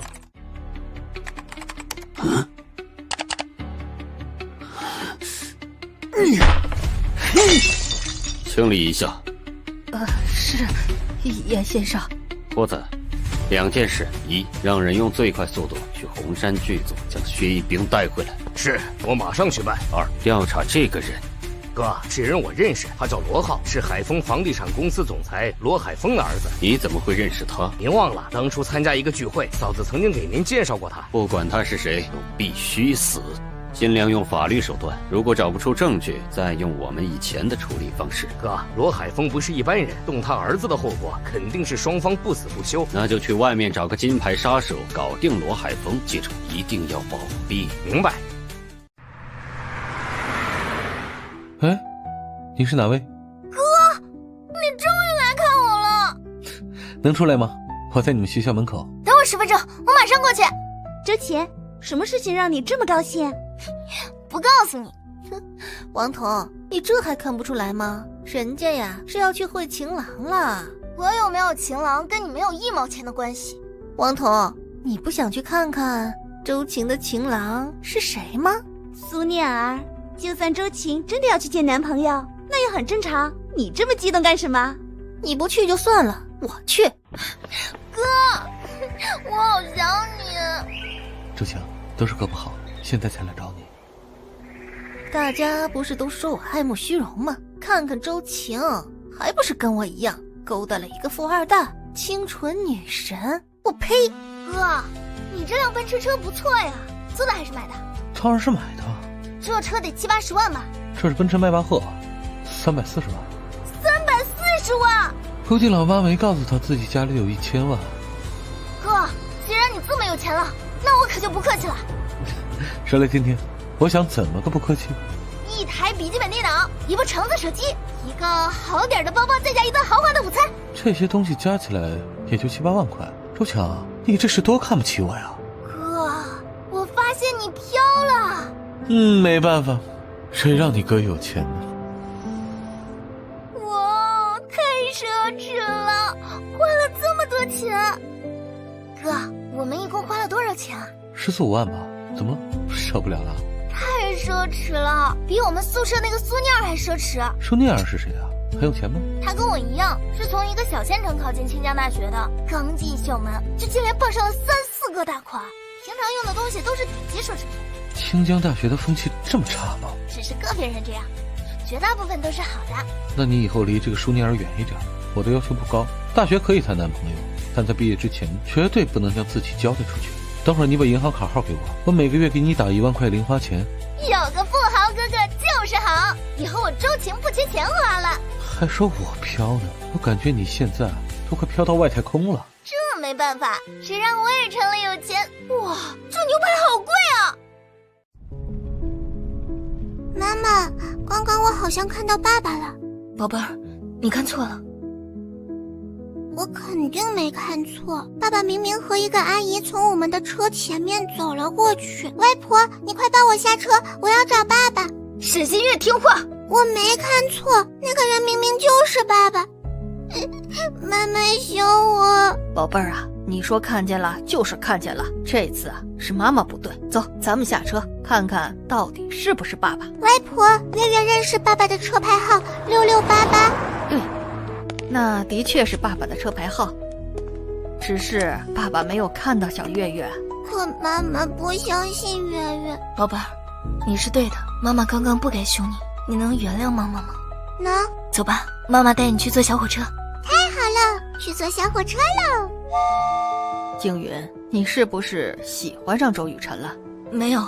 痴女莫若母，你是什么性子我再清楚不过了。如果你不喜欢周雨辰，根本不可能答应带着小月月去他那里过夜，更不可能在看到周雨辰和一个女孩在一起后乱了分寸。妈，我承认，经过这段时间的接触，我对他的确有些好感，但还没有到喜欢的程度。周雨辰这个人虽然长得不怎么样，但不得不承认，他是一个非常不错的年轻人。妈，您别说了，现在周雨辰既然找了女朋友，那我会将这份好感埋起来，不再让他继续发展。你确定那个女孩是周雨辰的女朋友？那个女孩很漂亮，而且还亲密地挽着周雨辰的手臂，与他有说有笑的，我觉得应该差不多。应该差不多，那就是还无法100%的确定了。青云呐，不管是为了你自己的那份好感，还是为了小月月，我觉得你都应该把这个事情搞清楚。如果对方真的是周雨辰的女朋友，那么你和小月月就要跟他保持一段距离了。我明白，等下午回去我会搞清楚的。静云姐，你好，我是周晴。你是周雨辰的女朋友？静云姐，我是她妹妹，是小月月的亲姑姑。不好意思啊，是我搞错了，主要是你跟你哥长得一点都不一样，你比他漂亮太多了。我的长相随了我妈，她的长相随了我爸，别幸好是这样，要不然我就惨了。你挺幸运的，小月月没有随我哥，也挺幸运的。阿姨，你是不是跟我爸爸去商场了？对呀，你怎么知道？我看到你们了。那你怎么没有叫住我们？妈妈不相信，还凶我。宝贝儿，我都已经道歉了，好不好？对了，你不应该叫阿姨，而是应该叫姑姑。姑姑是什么？爸爸的姐姐或是妹妹就叫姑姑。我在幼儿园学过，妈妈的兄弟叫舅舅，爸爸的姐妹叫姑姑，对不对？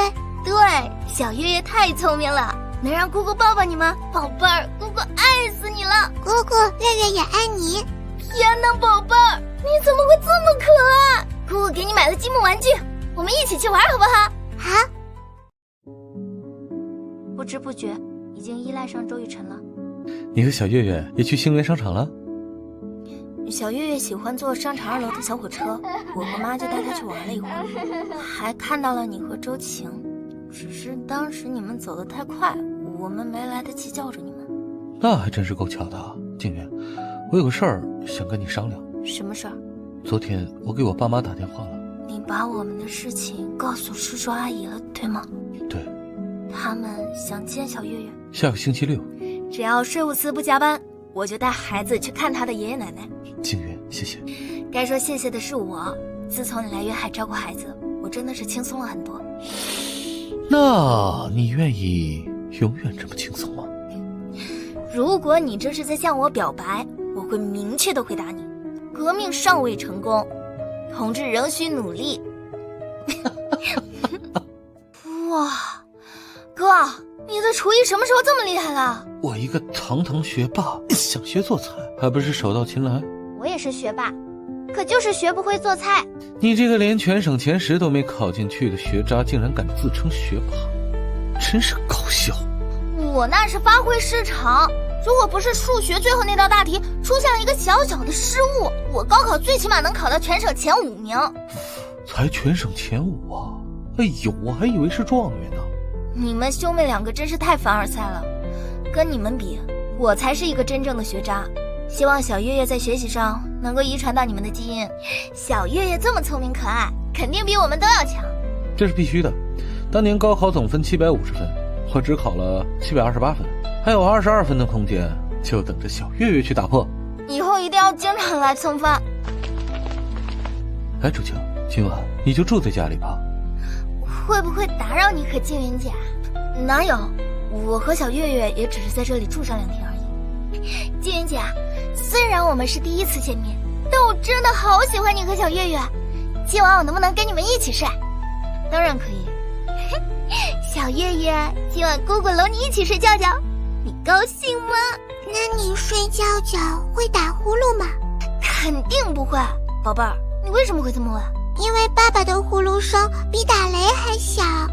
那你放心，姑姑不仅不打呼噜，还特别会讲故事。太好啦，我要听姑姑讲故事。找死！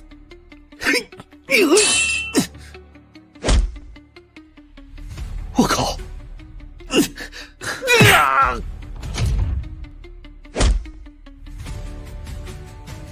喂，是云海市警务司吗？我是刑警大队张维，谁报的警？张警官您好，我叫周雨辰。这2个人本来想袭击我，被我给打倒了。手枪是那个壮汉的，还各自的怀里也有一把。吴老六、胡三。张警官，他们是不是通缉犯？你为什么会这么认为？这个小区到处都是监控，他们却丝毫不害怕暴露自己的身份。你最近是不是得罪什么人了？海丰运输公司的罗浩。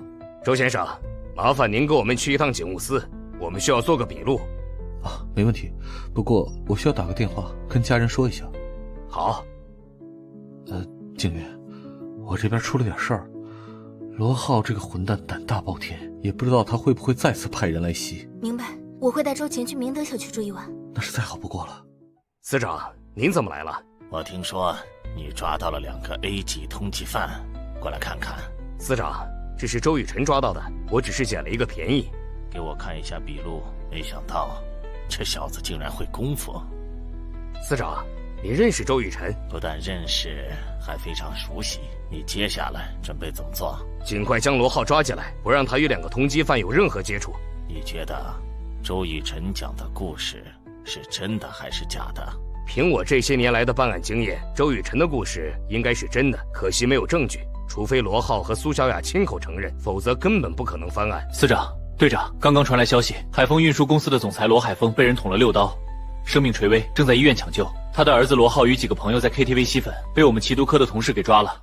罗家父子的事情与周雨辰有关，不要放走周雨辰，将罗浩吸粉的事情与他买凶伤人的事情并案处理。这位警官，我可以走了吗？周先生，抱歉，你需要跟我去另一个地方。换到哪儿？审讯室。什么？张警官，我想知道这是怎么回事。周雨辰，你认不认识罗海峰？我没有见过罗海峰，但我知道他是罗浩的父亲。就在刚才，罗海峰身中6刀，被推进了医院急救室。我靠，牛逼呀！严清风的办事效率真高，这才不到1天就出手了，摆明了是要斩草除根呐！张警官，罗海峰是在什么地方被刺杀的？海丰运输公司总部地下停车场，他刚要上车，就被人冲上来，连续刺了6刀。有人说，这个杀手是你找来的。我找来的凶手？张警官啊，您喝多了吧？我才来云海不到半个月，连海丰运输公司总部在哪里都不知道，怎么可能雇佣杀手去杀罗海峰？退一步讲，就算是要杀，我也肯定去杀罗浩。罗浩与他的几个狐朋狗友在 KTV 里吸粉，接到报警后，我们立刻出动警力将他给抓了起来。现在罗浩就在你的隔壁，还有你的前女友苏小雅。罗浩和苏小雅有今天，完全就是活该。你敢说这与你无关？无关。张警官，我能见一见罗浩吗？为什么要见罗浩？在苏城的时候，我听一些道上的人说，海丰运输公司可能参与贩毒。等见到罗浩，我会告诉他是我为了报仇杀了罗海峰。我相信他一定会发疯，说不定能够帮你们搞定一个贩毒组织。周雨辰，我可以让你见罗浩，但你不能有任何过激的行为。我保证只动嘴不动手。不过，你们最好关闭审讯室的监控，然后给我准备一个针孔摄像头。可以。怎么会是你？为什么不会是我？我明白了，原来这一切都是你做的。没有证据，你说这些屁话有什么用？张队，关一下监控，我需要占用10分钟的时间，跟我这位老朋友好好聊一会儿。你竟然买通了警察！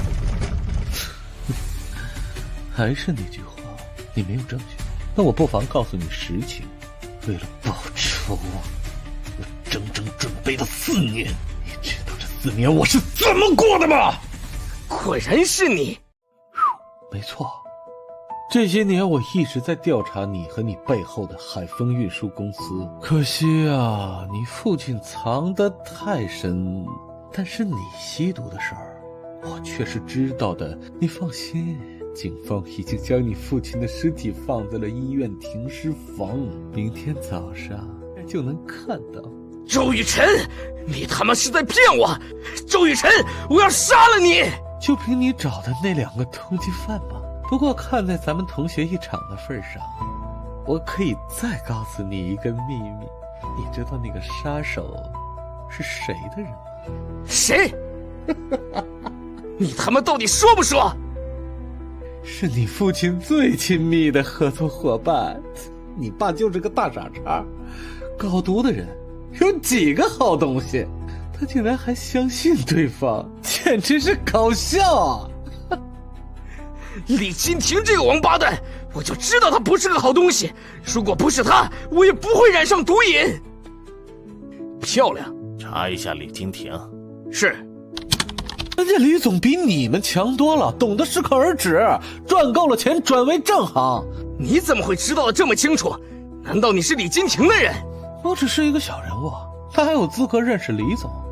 李总有一个手下叫黑鬼，我这几年一直在他那里做事啊。也正因为我成不了集团的核心人员，这才无法得到你们的交易内幕。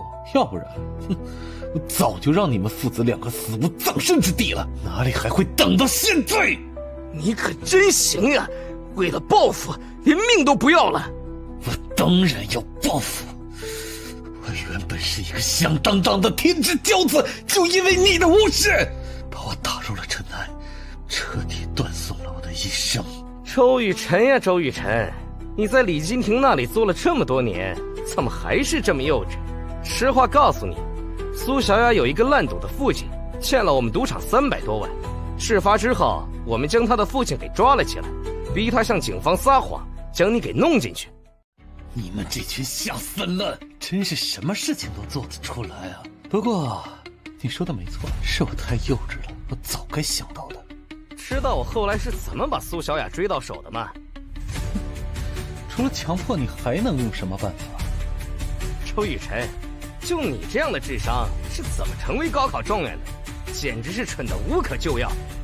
为了让苏小雅心甘情愿地跟着我不但免除了她父亲的赌债，还经常带她吃香的喝辣的，光是花在她身上的钱就高达数百万。仅仅2个月，心甘情愿地成为了我的女人。过会儿，你去突审苏小雅，拿到她的口供。是。原来司长破例让周雨辰去见罗浩，是为了这个案子。罗浩，我不明白，你为什么要派人来搞我？我已经说过了，我不是要杀你，而是要将你打成残废。你没机会了，我可以明确的告诉你，李总绝不会放过你。周雨辰，我要谢谢你。什么意思？我要谢谢你告诉我真相。李金婷小金盆洗手，那是做梦。我爸早就留下了可以弄死他的证据，只要我戴罪立功，把证据交给警方，你觉得你还有机会搞我吗？我要爆料！我要爆料！我父亲就是死在了这个混蛋手中！怎么回事？他出价2000万杀了我父亲！小刘，将周雨辰带去另一个审讯室。雨辰，你放心，我一定还你清白。知道了，张队。不错啊，有勇有谋，演技超群。你不做警察，可惜了。我做这些的目的不是报仇，而是翻案。我不想因为我的事情影响到小丫头将来的政审。放心，苏小雅那边已经派人去审了，只要她亲口承认是诬陷，你的案子也就翻过来了。希望一切顺利。司长，罗浩全都交代了，我马上带人去罗海峰的家中去找那个笔记本电脑。去吧，若是能将这条线给挖出来，亲自给你请功。是，谢谢司长。张毅虽然迟到了，但总比没到好。这是我们警方的工作失误，让你坐了10个月的牢。我代表云海警务司向你道歉。这跟你们没关系，都怪我有眼无珠，喜欢错了人。在当年的那种情况下，换成任何一个人审理，都会是相同的结果。更何况塞翁失马，焉知非福。如果没有那件事，我也不会有一个可爱的天使。这倒也是。我可以走了吗？等张维回来再说吧，他是这次事件的负责人。好，我可以看看这台笔记本电脑吗？你懂的。哈，对，你肯定懂。是。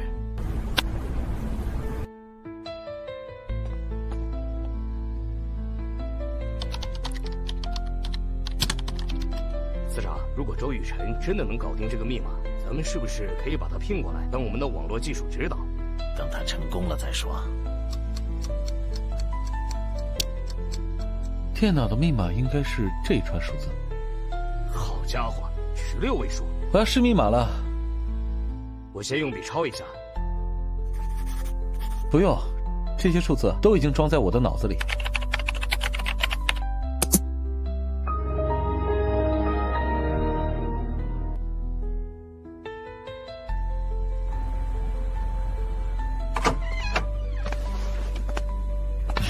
严清风的做事风格大大出乎我的预料，从发视频到罗家父子出事，不到18小时，能干掉罗海峰，查到罗浩吸毒，能量可见一斑。留罗浩一命，肯定不是良心发现，估计是为了更好的折腾他。那么我呢？严清风肯定会怀疑是我发的视频，但只要他查到小月月的外公是沈成刚，就不会动我。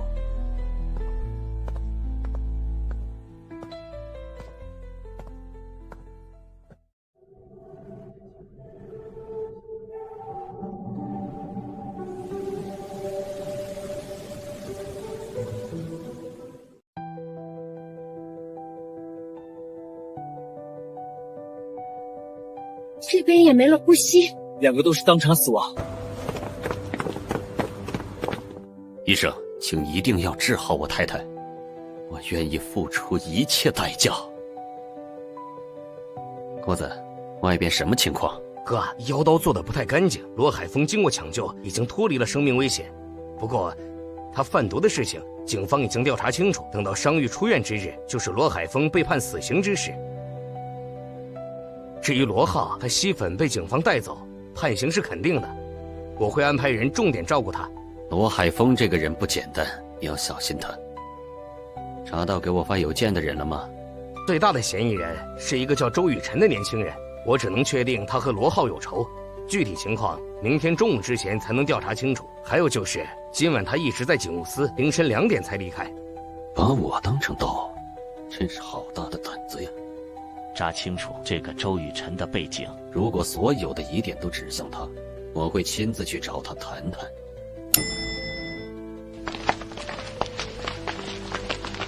大夫，我太太怎么样？严总节哀，我们已经尽力了。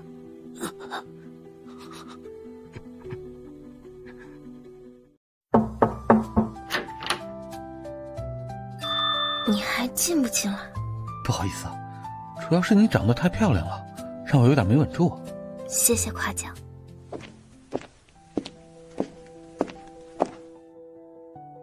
周晴和小月月还没起床？周晴正在给他穿衣服。昨晚的事情都解决了吗？那2个是什么人？他们是罗浩找来的2个通缉犯，目的是什么？你应该能想到。幸好你给你爸打了电话，让他去了一趟警务司。为什么？罗浩吸粉被抓，5年前的事情也真相大白。如果不是你爸同意我跟罗浩见一面，我也不会有这个洗刷冤屈的机会。哥，你的冤屈真的洗干净了。罗浩和苏小雅在警务司亲口承认了。这真是太好了！我要把这个消息告诉爸妈，他们肯定会非常高兴。我们来帮你。我靠，最新款的 LD 品牌包包，我记得价格好像在3万左右。这是简历化妆品，一套最起码2万多。舒妮儿呢？昨晚就被一个开悍马的富二代给接走了，真看不起舒妮儿这种不自爱的人。亲爱的，解释一下吧，那个开奔驰接你的男人是谁？你怎么知道他开的奔驰啊？昨天你离开的时候，我没忍住，跟苏念儿一起追了出去，刚好看见你跟人家拥抱。舒念儿这么做也就罢了，你怎么也跟着瞎起哄？无聊。先别管有聊无聊，你给我从实招来。那个男人是不是你男朋友？这还用说？如果不是男朋友，怎么会舍得花这么多钱给周晴买礼物？这比舒念儿的礼物都要好得多。他是我哥，亲哥。真的假的？当然是真的。周晴，能不能把你这个有钱的大哥介绍给我呀？你放心，等我成了你的嫂子，掌控了家里的经济大权后，我第一件事情就是给你买一套房子。王彤，你太不要脸了。周晴，别听他的，我给你买套别墅。你们2个就别再瞎想了。我哥的孩子今年3岁半，非常非常可爱。我未来嫂子就更不用说了，长得比我漂亮10倍。不可能！哎呀，等你们见过之后就知道可能不可能了。说实话，从小到大，我就没见过比我嫂子长得更好看的女人，哪怕是那些明星，在容貌和气质上，那都远远不如她。听你这么一说，我还真想见一见。哎呀，不开玩笑了，周晴，有一个事情需要告诉你。苏念儿那个家伙把你和你哥拥抱的照片传到了咱们学校论坛，说你出卖了自己，绑上了一个富二代，你最好赶紧出面澄清一下。有这事儿？我先看看再说。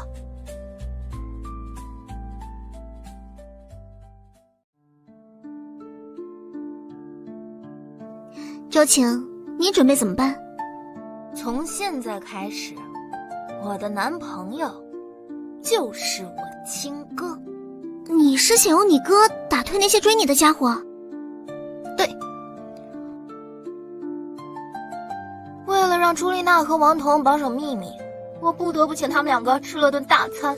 好在我哥给我的银行卡里转了3万块，要不然我就得借钱度日了。嘿，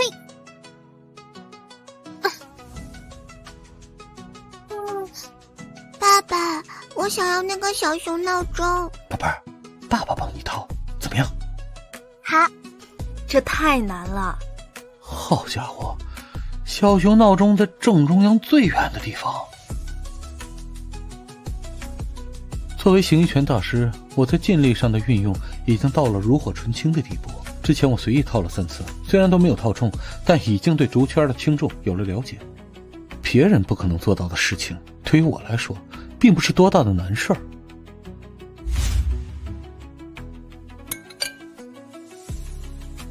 哇，套中了！爸爸好厉害！哇，宝贝儿，还不快去拿？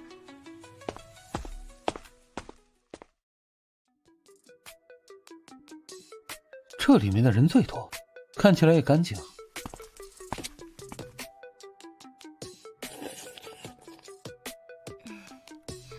要不然我们换一家吧。其他几家都够呛啊！你们等我一会儿，我去给你们找好吃的。你去哪里找啊？山人自有妙计。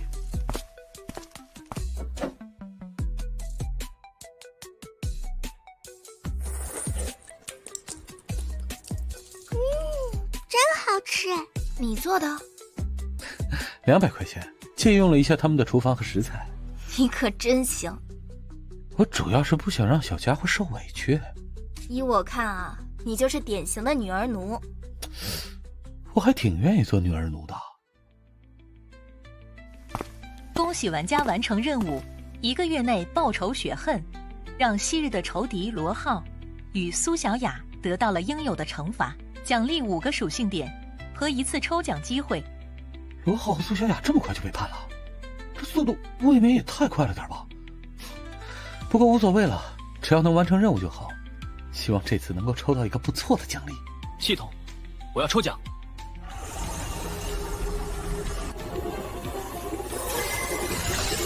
停！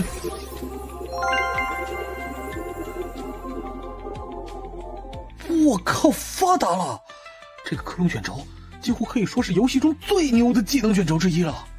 现在的任务是他必须要在30天之内找到一个目标人物，获得对方的技能。问题是，他该选择哪个领域的技能？目标人是谁？如何与对方近距离接触？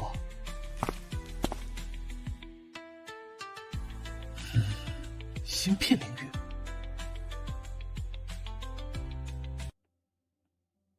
我是个自私的人，让我为国家富强或人类进步牺牲自己，那可不能。但如果在赚钱的同时帮助夏国打破芯片垄断，我倒是很乐意。芯片领域目标人物保罗·卡尔，72岁，洛克通讯集团首席工程师，退休了。如果克隆他的能力就好了，加点精神吧，精神涨到52.8了。一个点只加52.05，比太极观想法少。不过普通人极限是10，我已超常。放古代就是神仙界，游戏设定越往后越难增长，体质14后停滞了。都怪我自己搞出这套加点模式。小周啊，听说你昨天晚上在小区里打倒了2个持枪的通缉犯，这是不是真的？是真的。他们手中都有枪，这么近的距离，你是怎么做到毫发无损地击败他们的？他们可能是大意了吧，刚开始并没有用枪，后来想要用枪已经晚了，我没有给他们这个机会。我当了一辈子兵，也上过几次战场，还从未见过这功夫和枪的对决呢。小周，你就让我们见识一下吧。怎么是？我们相隔5米，你来打掉我手中的枪，在我扣动扳机之前，你若是成功了，就是你赢，否则就是你输。赵老，还是换一个年轻人吧。我来。可以，但你拔枪的速度必须快一点。没问题。开始。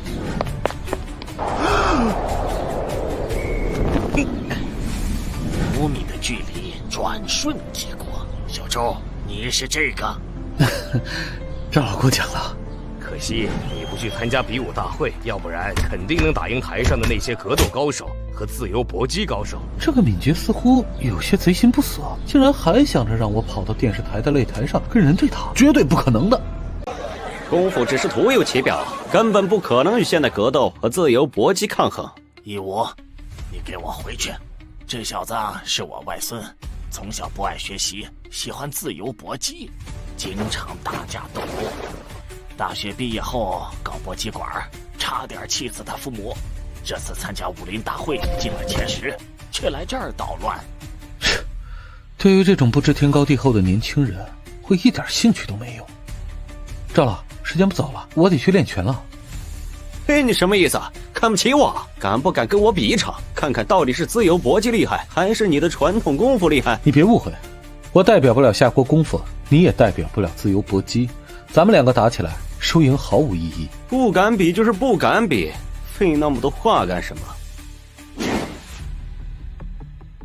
哎呦呦呦呦，老赵，消消气儿，我这张老脸算是被这个混蛋给丢尽了。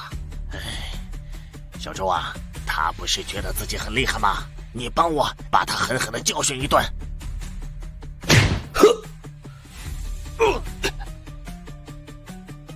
世界上没有最厉害的功夫，只有最厉害的人。张先生，自由搏击不适合你，你还是去练其他的功夫吧。刚才是我不小心。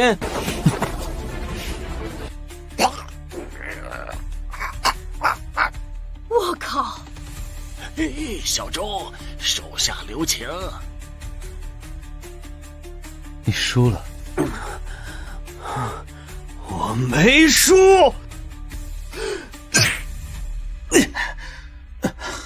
我靠！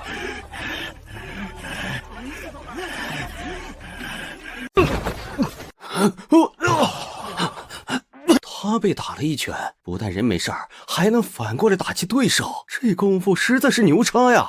你怎么做到的？不过是一种尽力的运用而已，没什么了不起的。你不是国术界的人，可你说了你也不懂。你能不能教我？不能。为什么？我可以拜你为师。拜师就算了，等你什么时候能够控制自己的情绪，不那么心浮气躁了，我才会跟你交流武术心得。学早了只会害人害己。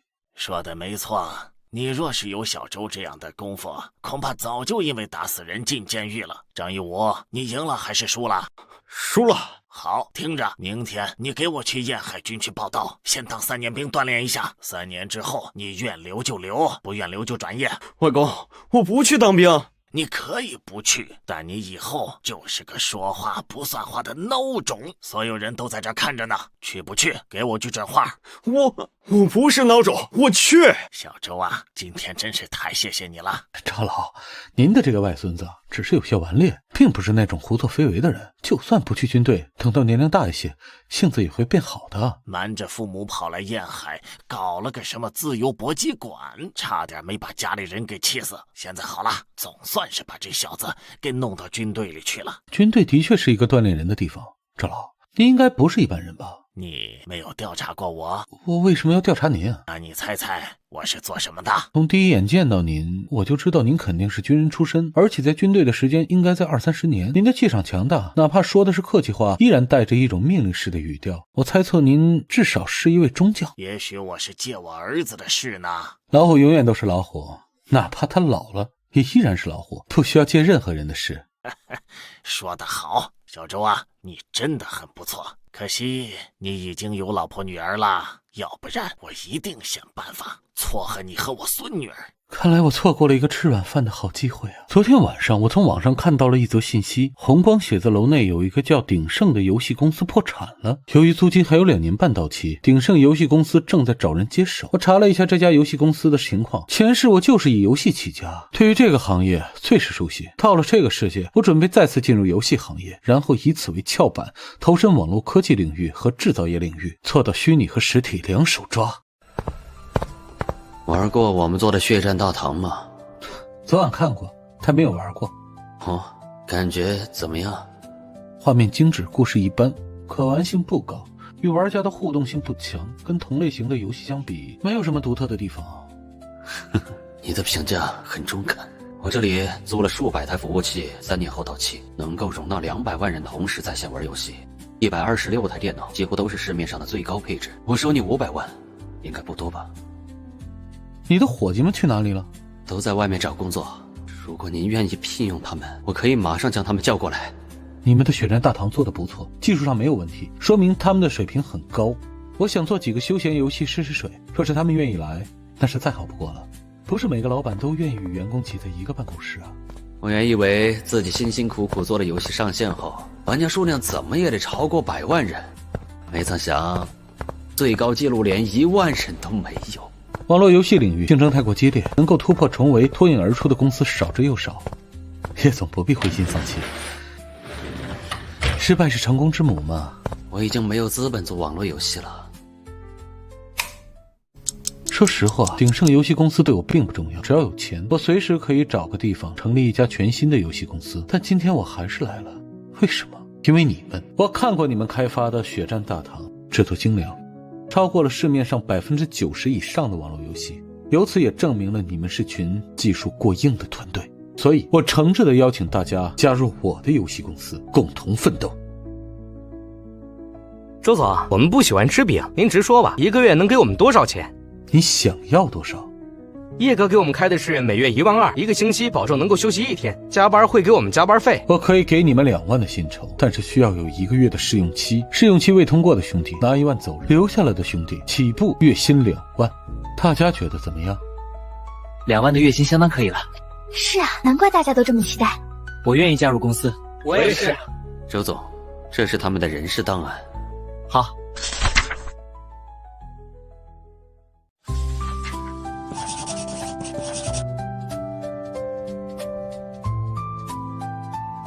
就以480万的价格买下鼎盛游戏公司。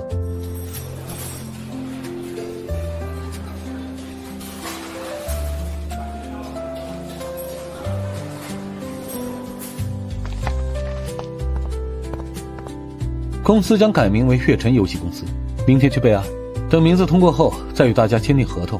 大家各自回去，明天早上正式上班。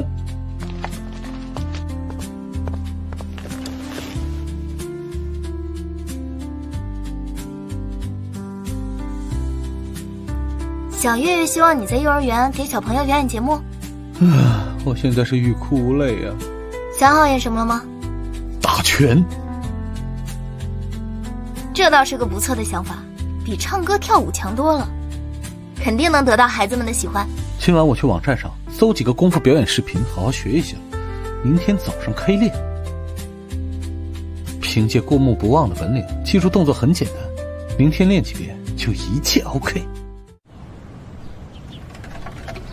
什么事？换药。换药？5分钟前不是刚刚换过吗？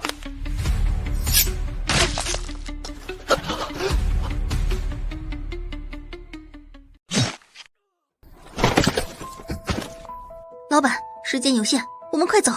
走。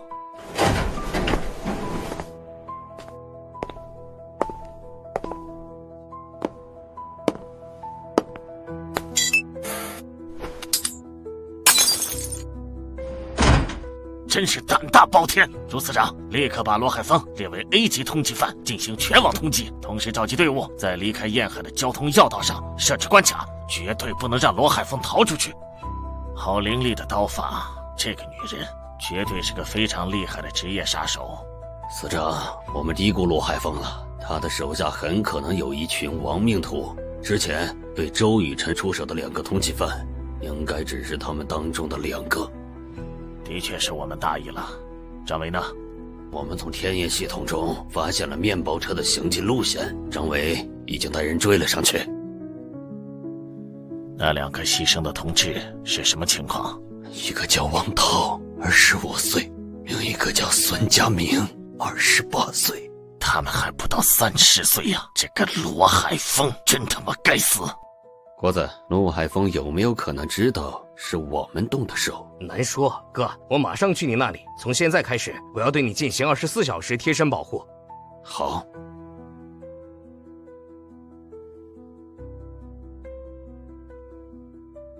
如果罗海峰从罗浩口中得知我的存在，那么我将会处于极度危险之中。我自己倒是无所谓，关键是我担心会连累到小月月。你暂时不要去接小月月上学了，我派警察24小时保护你。这不是长久之计，我必须尽快将罗海峰找出来，解决掉他。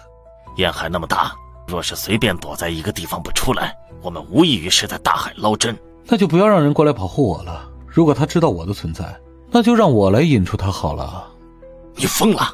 问题是我引出来的，那就由我结束好了。你是在帮我们警方的忙，怎么能说是你引出来的呢？沈司长，不管怎么样，这几天您安排人接送孩子就行了，我会专心等着罗海峰或是他的手下来找我。只要有人用仇视的目光看我，我立刻就能感知到，唯一担心的是罗海峰搞不定我，会把主意打到家人身上。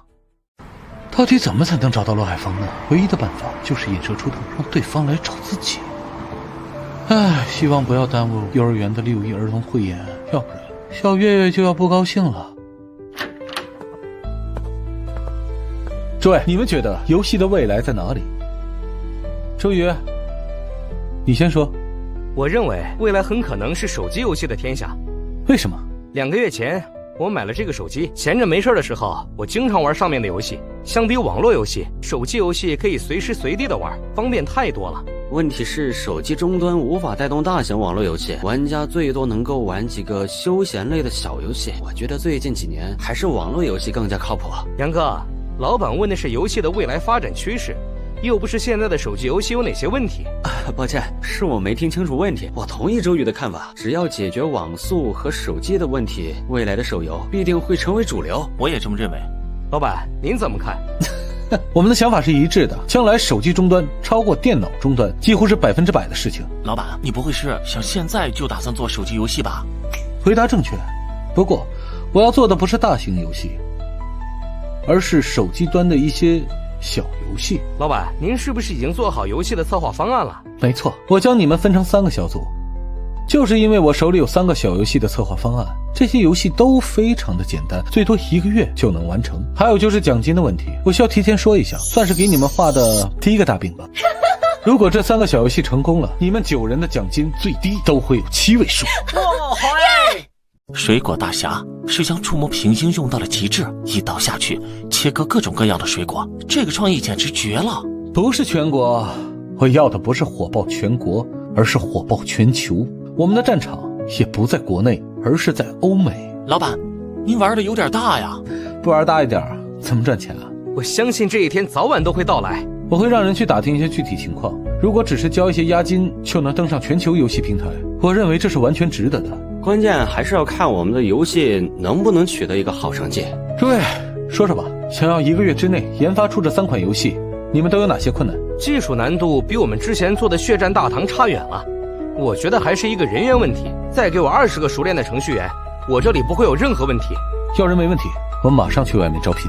我认识不少做游戏研发方面的牛人，能不能把他们招进来？当然可以，你们是组长，是游戏研发的负责人，只要你们觉得对方技术不错，那就大可以把他们招进来，待遇其他人一样。谢谢老板。喂，爸爸，你去哪里了？为什么不来接我？宝贝儿，爸爸的公司有急事需要处理，可能过几天才能回去，你能原谅爸爸吗？爸爸，你会不会像以前那样很久很久才会回来？宝贝儿，别哭，你放心，在6一儿童节的那天，爸爸一定会赶到学校。别忘了，我还要表演节目呢。你想知道爸爸表演什么节目吗？想。爸爸要上台打一套特别好看的拳。太好了，我要看爸爸打拳。这几天一定要听妈妈的话，知道吗？知道，我和妈妈搬到外公外婆家里去了。罗海峰就是胆子再大，也不敢去那里找事儿。哄孩子比打上一套形意拳还要累得多呀。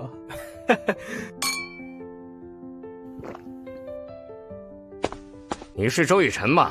我们老板想要见你。你们老板是谁？严清风。严清风？我和你们老板认识吗？我不想动粗。靠，你是不是要找揍？周先生，我们老板就在那辆车内，不会浪费您太多时间。好吧，我过去跟你们老板谈谈。陈哥，他们不像好人。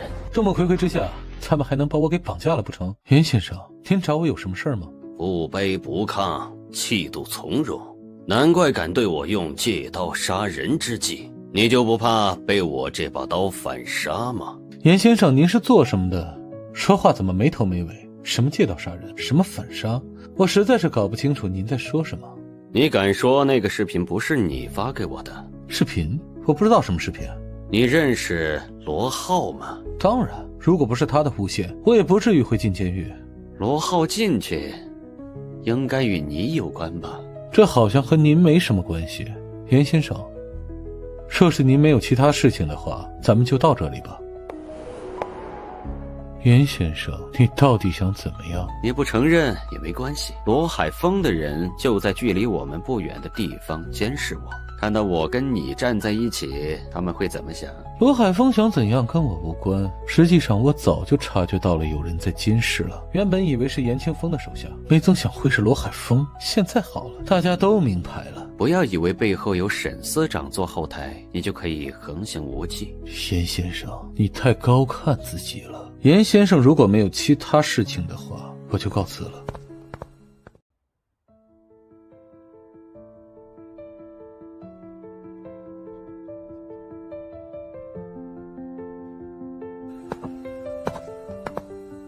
怎么了，哥？没事的话，您最好不要惹这个周雨辰，他是个真正的危险人物，10个罗海峰都比不上。你确定说的是周雨辰？确定。周雨辰是一个国术天才，已经达到了化境的境界。比你怎么样？我哪敢与化境宗师相比？周雨辰既然如此厉害，正好可以跟罗海峰斗上一场，说不定会省下我们很多麻烦。哥，要不然我们放出消息，就说罗浩被抓是周雨辰报的警，怎么样？行啊，你都有做军师的潜质了。哥，您就别笑话我了。快躲！我靠，有狙击手！他和严清风都小看罗海峰了，没想到这家伙如此牛逼，手里不但有狙击枪，还敢明目张胆地狙击严清风。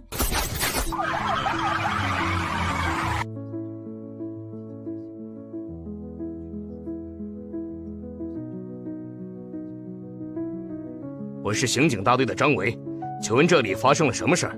可能是我在生意场上得罪了什么人，对方竟然派了狙击手杀我，幸好有我的兄弟在，要不然我已经死了。你受伤了？没什么大碍。张队，麻烦您送郭子去一趟医院。没问题。严总，您来这家酒店做什么？找一个朋友聊了2句。能让严总亲自过来见面，您的这位朋友很厉害呀，不知他叫什么名字？我们需要问他一些问题。周雨辰。您找周雨辰有什么事情吗？据我所知，他好像只是一个无业游民。我问他一点私事，具体情况我不大方便透露。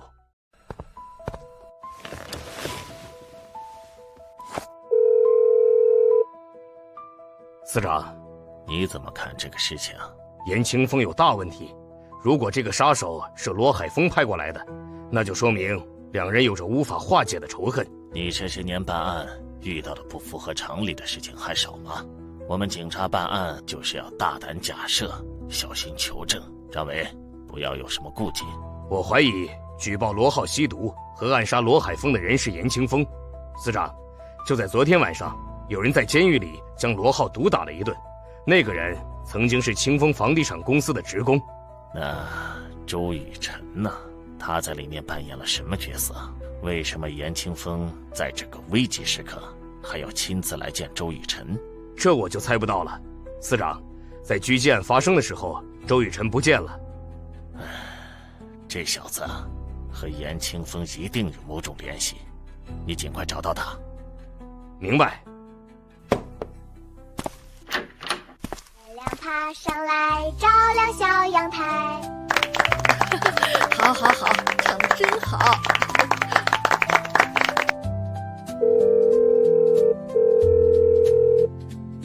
喂，静云，有什么事儿吗？是你的宝贝女儿找你。爸爸，你表演的节目叫什么名字呀？我忘记名字了，要不然你帮我想一个好不好？爸爸，还是你想吧。那就叫百家拳好了。为什么叫百家拳？因为爸爸表演的这套拳囊括了很多种拳法动作。那有100种吗？如果没有，就不应该叫百家拳。这个，嘿嘿。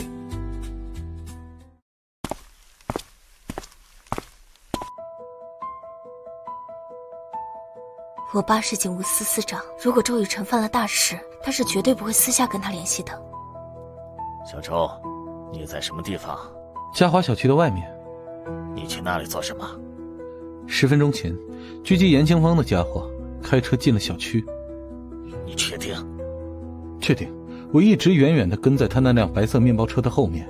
途中，这家伙换了2次车牌，应该错不了。我准备进入小区探查一番，说不定能找到罗海峰的具体位置。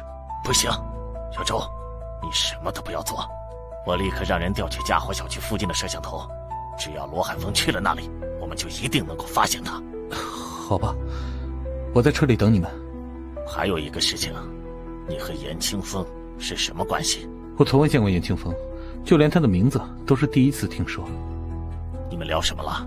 起初他只是拦住了我，然后讨论到了视频的事儿。什么视频？视频的事儿我哪里知道？不过我猜测应该是一个对严清风极为重要的视频流落在外，他以为在我这里。问题是我才来云海几天，清风房地产公司的大楼朝哪儿开我都不知道，怎么可能得到这么重要的视频啊？你真的没有视频？沈司长，我真的没有这个狗屁视频啊！行吧，你在那里不要动，千万别打草惊蛇，给我点时间，我会给你消息。好。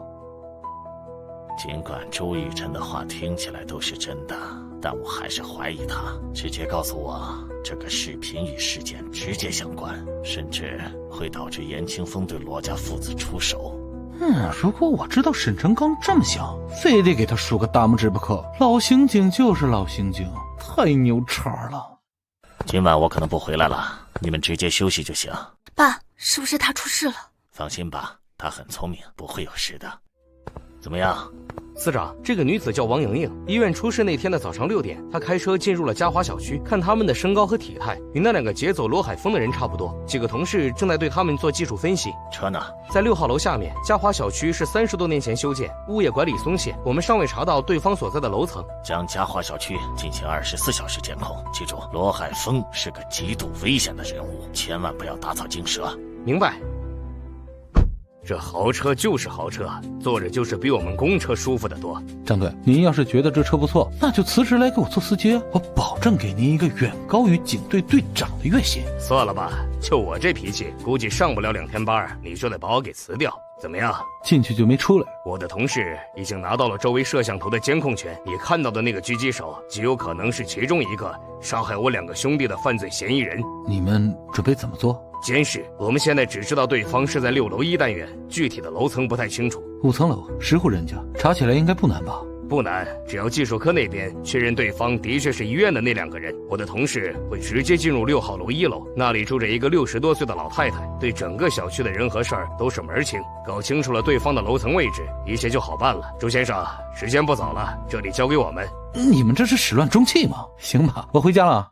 我在海外有30亿美金，只要你们能救出我的儿子，其中的20亿美金就是你们的。老板，您在医院的时候，我们用了很大的精力才查清楚了事情的来龙去脉，您是不是应该提前给我们一点好处？我已经说过很多遍了，我的国内账户都已经被封死，只有去了澳洲，我才能拿到钱。老板，我们不想对你使用酷刑。认识这么多年了，我会害怕这些东西吗？你大可以将你那些折磨人的手段用到我身上试试。试试就试试。老方，不要冲动，老板是从刀山火海里爬出来的人，加上他身上有伤，一个弄不好，我们可能真就1分钱都拿不到了。刚刚楚飞去狙击严清风，问题是严清风周遭的安保措施做得非常严密，想要干掉他并不是一个容易的事情。救人与杀人，2选1。既要救人又要杀人，我们很难做到。救罗浩，杀周雨辰，没问题吧？我们只是猜测给严清风发视频的是周雨辰，并没有确定。只要周雨辰有一丝嫌疑，我就不会放过他。这样吧，方龙，你在这里陪着老板。楚飞，这2天你走一趟，去干掉周雨辰。我和荣轩明天一早到云海英才幼儿园放置炸弹。荣轩，你确定警务司司长的孩子在那里上学？我确定。我们只有2枚炸弹，你怎么处理？1枚放在储物间，1枚放在教学楼的燃气管道内。储物间的炸弹可以直接引爆，逼迫他们放出罗浩。我们怎么出国？我会继续留在幼儿园，只要炸弹在，他们就得恭恭敬敬地送您和罗浩出国。到时候其他3位一起跟着上飞机。你就这么相信他们3个？老板，正式介绍一下，这是我老婆。你们藏的真是够深的。找到他和薛一冰的视频了吗？把它发到网上。视频正在上传，很好。封杀也没用，传播已经控制不住了。这个视频已经在全网传播，男主人公就是罗海峰的儿子罗浩，女主人公是严清风的老婆薛一冰。我们现在可以做出一个合理的推测，严清风肯定是看到了这个视频，知道自己被老婆戴了绿帽子，怒火中烧，于是让人举报了罗浩。严清风非常清楚罗海峰不是一般人，一定会找自己报仇，于是严清风先下手为强，可惜没有成功。罗海峰逃离医院之后，立刻对严清风展开了报复。这个视频我们有理由相信它是罗海峰传出来的。多长时间能查出来？24小时之内。哎呀，24小时，黄花菜都凉了。我们现在的任务是尽快找出罗海峰手下暗杀团队的身份，将他们一网打尽。我们的人已经在5楼悄悄安装了针孔摄像头。很好，我的意见是以上午10点为限，10点之后直接上楼抓捕。是，保证完成任务。混蛋！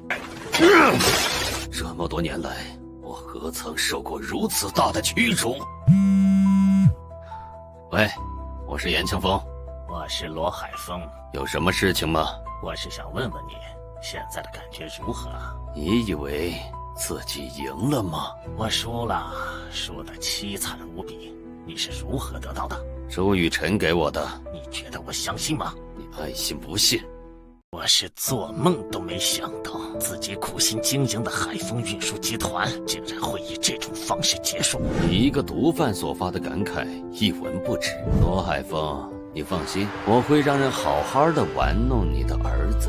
混蛋！我告诉你，你现在已经被警方盯上了，他们一定会调查薛一冰的死因，你早晚都会完蛋。没有证据，谁都别想把我怎么样。罗海峰，你还是好好想一下如何从警方的天罗地网中跑出去吧。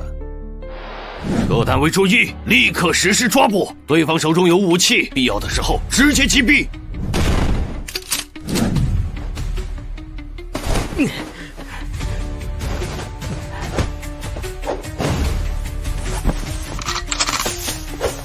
我们可能暴露。我们距离幼儿园只剩下5公里，现在只有赌一把了。只要进入幼儿园，我们就有充足的人质。对了，警务司司长沈成刚的外孙女名叫沈新月，是小6班的学生。那就去小6班抓住他，有这个小家伙在，我们都能平安无事。朱司长，他们发现我们了。我们的人还有15分钟才能抵达幼儿园，你们必须想办法拖住他们。是。谁在学校里放鞭炮？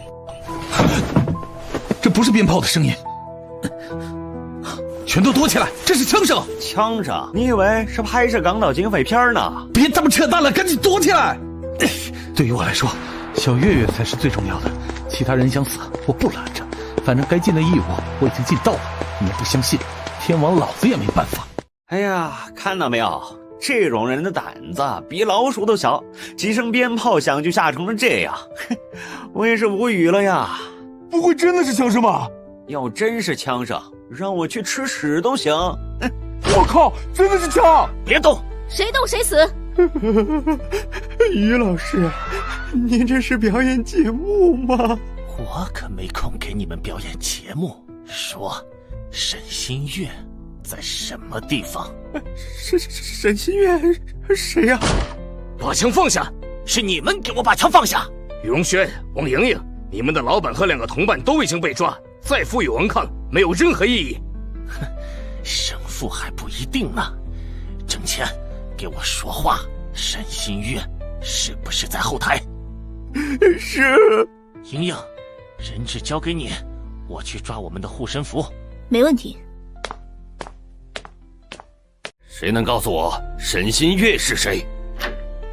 沈新月是我的外孙女。哦，司长，小月月这大名就是沈新月。他们的目标应该是用我的外孙女来威胁我们警方。我告诉张伟，不要影响张伟办案，我相信他的能力。可是，没有可是，给张伟下命令，让他随机应变，自行处理。有。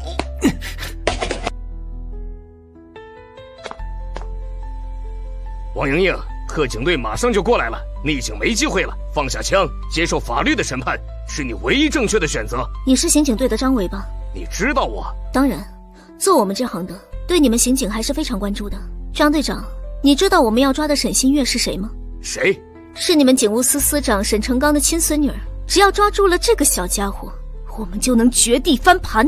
你好大的胆子！胆子不大，怎么做杀手？敢动我女儿，你他妈真是不知死活！直接开枪不就完了？我要是会开枪，早就开了，哪用得着这么费劲儿？后面还有一个杀手被我给打晕了，你们赶紧把他们带走，孩子们都在厕所藏着，不要吓着他们。周先生，你得跟我回去做个笔录。你们先回，我安抚一下孩子，马上过去。好。2个杀手被搞定了。若是小月月真被那2个杀手当成了人质，我也得自责一辈子。我可不敢贪天之功，这2个杀手都是周雨辰打倒的。周雨辰去学校做什么？好像是为了欢庆6一儿童节，在排练节目。幸好是他在听到枪响之后，立刻将老师和孩子藏到了后台的厕所里，自己一个人赤手空拳，冒着生命危险出来与杀手搏斗，最终将他们打倒在地。算他是个爷们儿，这绝对是纯爷们儿。把他带过来做笔录。他去看孩子了，我们一会儿回去。好。谢谢啊，真是太谢谢了。没事了，大家安全就好。苗老师，我需要去一趟警局，可能没有时间继续彩排了。好的，周先生，这次真是太谢谢您了。如果不是有您在，后果实在是不堪设想。是我应该谢谢您，如果不是您把我给叫过来排练，后果同样是不堪设想。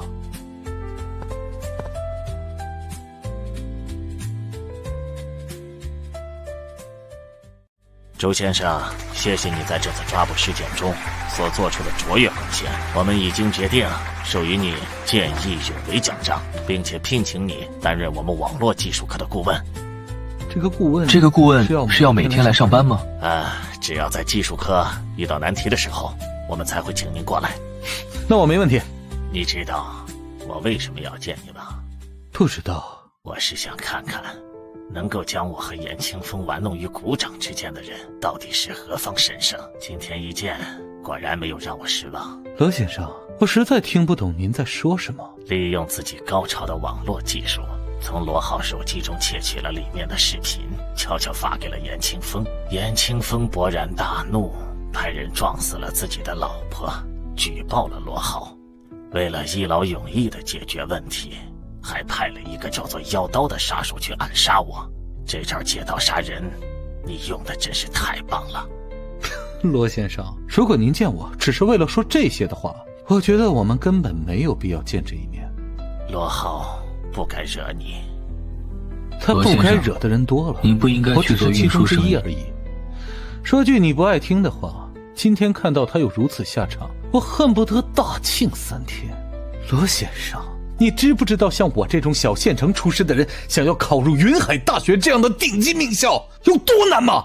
从小学3年级开始，我早上5点起床，晚上12点睡觉，每天都在努力学习，用了10年时间，以全省第1名的成绩考入了云海大学。我在期间所付出的艰辛和努力，你们谁能体会到？即使是到了大学里，我依然在认真的学习，起得比鸡早，睡得比狗晚。只用了不到2年的时间，就完成了大学4年的课程，得到了破例参加研究生考试的资格。我原本的人生规划是再努力4年，读完博士，成为云海大学的一位教师，将来教书育人，桃李满天下。可就是因为你儿子的陷害，我的一生全毁了。后来我进了监狱，你儿子依然不放过我，派人去监狱里找我的麻烦。若非狱友帮忙，我恐怕已经死在监狱里了。出狱后，为了躲避你儿子的迫害，我不敢停留在云海，只能躲在苏城以打工为生。这一躲就是4年。在这4年里，我有家不能回，有父母不敢见，就是怕你们这群混蛋会伤害他们。罗先生，请你告诉我，换做你是我，该不该恨罗浩？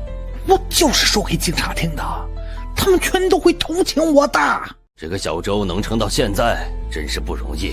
换一个人，恐怕早就崩溃了。弱肉强食本来就是这个社会的法则，你弱小被欺负，那是活该。真是个混账王八羔子！你信的是弱肉强食，而我信的是公道正义，所以你的结果是被枪毙，而我会继续活着，并且比以前活得更好。可惜你永远看不到了。你赢了，但是你始终没有勇气承认自己将那个视频传给了严清风，你的仇恨报得并不彻底。你叫我过来就是为了这个吗？罗先生，不要再枉费心机了，警方也不会把我怎么样。你走吧。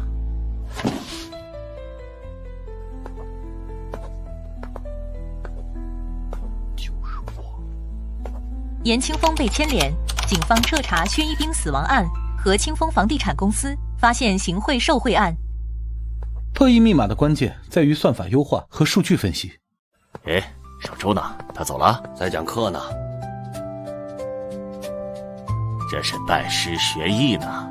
碰到了网络技术大神王德广他们，自然要好好的请教一番，他的未来绝对不可限量。我顶多是不反对，能不能走到一起还得看他们的意思嘛。跟你讲个笑话，这小子跟我打了个赌，说要在半年之内赚10个亿。半年10个亿，好家伙，这小子真敢说啊！是不是觉得他在吹牛啊？我当时也是这么觉得。不过呀，这小子前段时间通过原油期货赚了1个多亿。哎呀，这未免也太神了吧！看来我得跟他处好关系，我就能狠狠地赚上一笔了。就像你说的，这个世界的确是有天才存在的。今天的事儿啊，多亏了周雨辰的挺身而出，要不然我们警务司就会陷入全面的被动之中，甚至还会弄得全国皆知啊。破译密码的关键在于算法优化和数据分析。试用1个月，看你们的表现，确定是否转正。好，周先生，谢谢你今天的事。不客气。爸爸，你不是说这几天都没有时间接我吗？因为爸爸忙完了呀。怎么，你不喜欢让爸爸接吗？喜欢。爸爸，悄悄告诉你一个秘密，外婆做的饭不如你做的好吃。你可真是个小馋猫。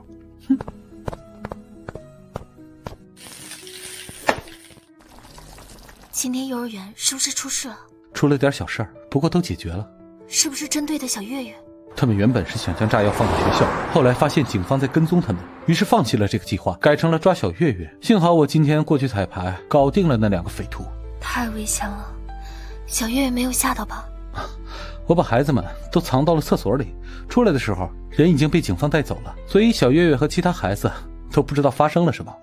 那就好，雨辰，谢谢你。你又来。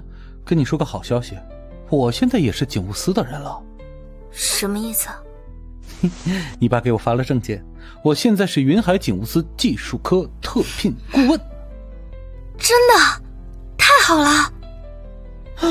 即使是前世与无数美女有过亲密接触的我，也不由被她的盛世容颜给吸引住了。看够了吗？抱歉，要怪只怪你自己长得太漂亮了。我以前一直不知道什么样的美女能够称得上倾国倾城，直到见到你，我才明白了这个成语的真正含义。你少来，我可记得你初次见我的时候，言辞犀利，怼了我好几次。我真的不是为了加深你这个大美女对我的印象吗？你骗鬼去吧！雨辰，我可能跟你回不了罗江县了。啊，你是有其他事情吗？从星期5下午开始，我需要去清江省党校学习1周。你可以带小月月去罗江，回来之后直接送到我妈那里就好。戴教授每天都要上课，你让他带孩子，不怕他累着呀？交给我吧，反正我平常也没啥事儿。你不是刚刚成立了游戏公司吗？应该有很多事情需要忙，别耽误了你的工作。公司正在研发3个简单的手机小游戏，我一天去1趟，看一下进度就完事儿了。等到游戏研发成功，我才会忙起来。啊！一口气研发3个手机小游戏，你这步子迈的未免也太大了。在游戏行业里，步子的大小主要看你的研发能力和经济实力，而恰恰这2者我都不缺。我感觉你现在说话的口气特别像个暴发户。错，不是像个暴发户啊，我就是一个暴发户。你知道我第一次见你的时候，你给我的印象是什么吗？是什么？沉稳、无畏，有责任心。我爸是警务司司长，别说一个普通的年轻人了，就是那些当官的见了他都是无比的敬畏，而你却敢跟他硬碰硬，丝毫没有半点畏惧。仅凭这一点，我就非常的佩服你。现在呢？现在我发现你是一个幽默风趣，脸皮还超级厚的人。那你喜欢脸皮超级厚的人吗？啊，你不用说，我知道你的答案了。你最好不要误会。我没有误会，沈静云，你聪明理智，拥有极高的双商，外表看似柔弱，但内里却是比男人都要坚强。一旦下了某种决定，9头牛都拉不回来。如果你对我没有一点意思，以你的性格，一定会快刀斩乱麻，直接打消我的念头。可你刚刚犹豫了，这一丝犹豫让我很高兴。这只是你自己认为的。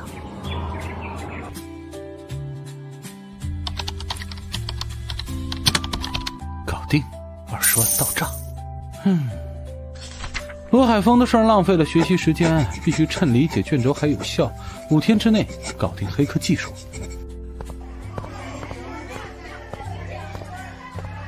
怎么回事？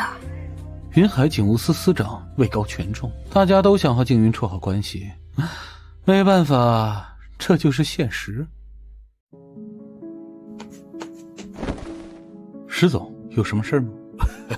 周先生，我是来向沈女士道歉的。之前是我的鲁莽行为，让沈女士感到了为难和讨厌，真的是非常不好意思。我保证，以后绝对不会再纠缠沈女士。不用说，肯定又是静云警务司司长女儿的身份起了作用。想想也是，一个服装公司的小老板，竟然妄想用钱来砸一个警务司司长的女儿当他女朋友，这简直就是搞笑。石总多虑了，如果静云真的对你有意见，你觉得你的服装公司现在还能活着吗？周先生说的是，以后不要再做那样的事情就行了。是，我保证。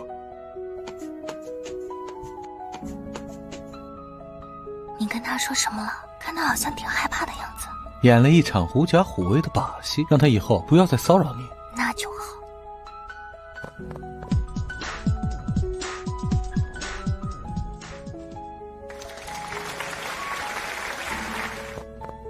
开始，爸爸们做深蹲。爸爸加油，我们要拿第一。必须的。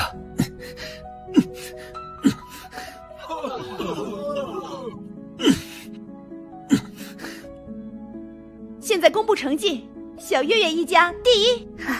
你老公啊，真是厉害！月月妈妈，你有福了。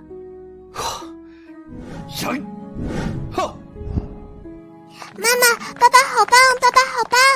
是，爸爸最棒了。爸爸妈妈，今天是我最高兴的一天。知道了，你都说了好多遍了。同学们肯定都很羡慕我有一个超级无敌的爸爸。那妈妈呢？你不喜欢妈妈了吗？他们也会羡慕我有一个超级漂亮的妈妈。宝贝儿，妈妈明天要出差，不能陪你去爷爷奶奶家了。你到了那里之后，一定要听爸爸的话。知道，妈妈，你什么时候回来？1个星期之后。我想你怎么办？妈妈每天晚上9点给你打电话，好不好？好，你可不要忘了哟。忘不了。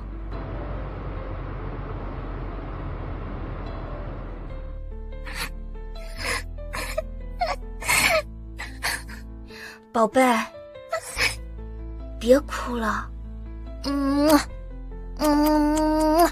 妈妈很快就回来。答应妈妈，要听话哦。妈妈再见。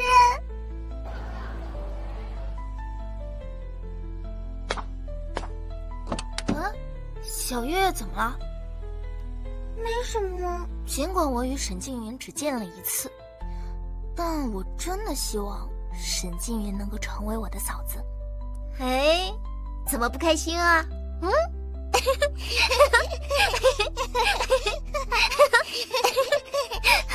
笑一个，笑一个。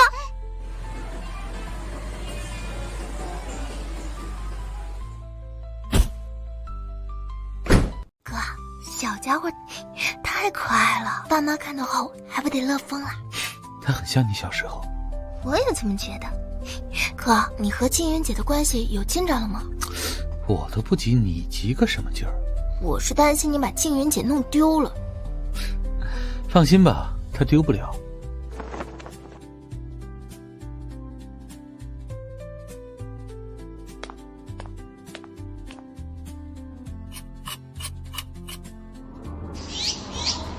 恭喜宿主周雨辰将黑客技术提升到大师级，奖励5个属性点和1次抽奖机会。抽奖。停。技能卷轴太极拳。检测到玩家的形意拳达到大师级，太极拳自动提升至大师级。走啊！去了趟云海军团，把那个臭小子给送进去了。到军队锻炼几年，改掉自己的小毛病，几年之后，说不定他就会有大出息。借你吉言啦！哎，小周，你也会太极拳吗？多少懂一点。呵，你这可不是懂一点啊！我能感觉得出来，你打出的太极拳刚柔并济，快慢相合，有一种独特的韵律在里面。这是国术太极拳吧？没错。哎呀，可惜呀，我这年龄大了，若是换成年轻的时候，我一定要拜你为师，好好的学习这国术太极。赵老，我这里倒是有一门用来给普通人强身健体的太极13式，效果应该比你们的太极拳强出不少，不知道你愿不愿意练上一练？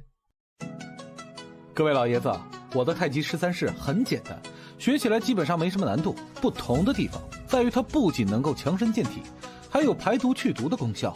尤其是练习初期，最长不超过1周，大家就会出现各种各样的症状，比如会长一些又硬又红的痘痘，经常吐出极为湿滑的粘痰等等，这些都是正常的反应，是一个排出毒素的过程，所以大家不用太过紧张。小周，你这太极13式真有这么神？孙老，古代有很多养生拳都有这样的功效，可惜的是绝大部分都没能传下来，消失在了历史长河之中。确实可惜。老孙，时间不早了，少在这儿废话，赶紧让小周教我们太极13式才是最重要的事情嘛。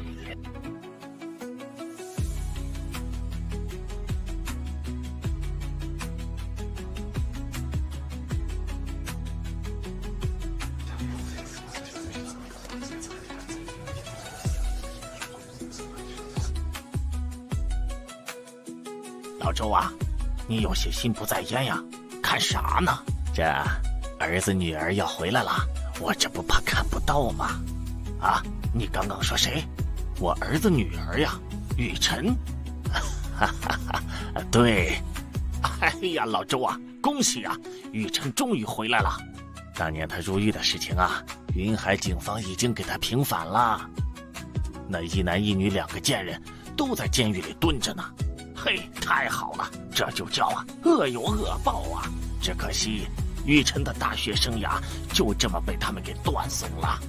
这孩子争气，上不上学都是好样的。那他现在做什么呢？金融投资，前阵子搞原油期货赚了点钱。哦，厉害呀！他们到了啊，我回来了。回来就好。小陈还认识我吗？苏叔，我忘了谁也不能忘了您呐。你小子呀，5年没回家，可把你爸你妈给想坏了。唉，我也是没办法，那个陷害我的人有黑社会背景，若是知道我出狱回来，恐怕我们全家都会跟着遭殃，所以我只能躲在外面。这些人呐，真是太坏了。小月月，快叫爷爷。爷爷好。哎，小月月好，能让爷爷抱抱吗？好呀。小陈，这是你女儿。没错。对了，苏叔，您没戒烟吧？我倒是想戒，但是死活戒不了。苏叔，这是我孝敬您的。哎呦，这太贵重了，我可不能收。哎，苏叔，这些年我不在家，承蒙您的照顾，这点小意思您必须收下。苏瑞是小区里的顺风耳、八卦嘴，搞定他，我的名声就能好转。用区区2000块钱，买下这个大喇叭，绝对不亏啊！哎呀，老苏，孩子的片心意，你就收下吧。行，那我就不客气了。小陈，我以前就说过，你小子将来肯定会成为一个了不起的人。四叔，您放心，我会继续努力，用事实证明您的眼光好的不行啊！哎，几年不见，你小子真是越来越会说话了。老苏啊，不跟你扯了，秀婉还在家等着呢，我们回了啊，赶紧回吧。小陈啊，有空过来，找苏叔聊聊。好。哎呦，这是小陈吗？莹姨、何姨、程大妈，好久不见啊！天哪，小陈，真的是你啊？你出狱了？程姐，警方已经给我们小陈洗清冤屈了。这些年我人在外面，承蒙3位长辈对我们家的照顾，小小意思，不成敬意。哎呦，小陈，你这也太客气了。应该的。哎呀，你买这么多东西做什么？我跟你妈呀，什么都不缺。哎，爸，您要是不喜欢华子和茅台，我可以送人啊。哎，别，既然买了，那就留下吧。爷爷羞羞。哎呦，宝贝儿，爷爷爱死你啦！儿子孙女都回来啦。妈，小陈，你终于回家了。爷爷，她是奶奶吗？是。为什么奶奶和爸爸哭得这么厉害？他们是高兴。你是小月月。奶奶好。小月月，你太可爱了，来，让奶奶抱抱，好不好？好。奶奶呀，爱死你了。小月月也爱奶奶。哎呦，真好。秀婉呀，去给孩子洗洗手，你不是买了不少好吃的吗？啊，对，宝贝儿，奶奶呀，带你去吃好吃的。谢谢奶奶。你看你不该乱花钱的。妈，哥现在是亿万富豪，住的那是300多平的大平层，这点东西不算什么。那也不应该丢掉艰苦朴素的优良传统。唉，苏老师，您别说了，我错了。妈，这里的房子太老了，您和爸没想过换一套新房吗？我们呢，也正考虑这个问题呢。哎，我觉得最好快点买，要不然等下一次静云姐过来，她都没地方住，多不合适呀。啊，对，小晴啊，你这次算是说到点上了。正好你们回来了，咱们这2天呢，一起去看房。奶奶，我能去吗？哎呦，当然啦，小月月的意见那是最重要的。爸妈，你们陪孩子吧，我去做饭。哎呀，还是我去吧。妈，让哥做，他现在练就了一身顶级厨艺，做的菜比您做的好吃多了。真的假的？奶奶，爸爸做饭可好吃了。是吗？那奶奶可得好好尝一尝了。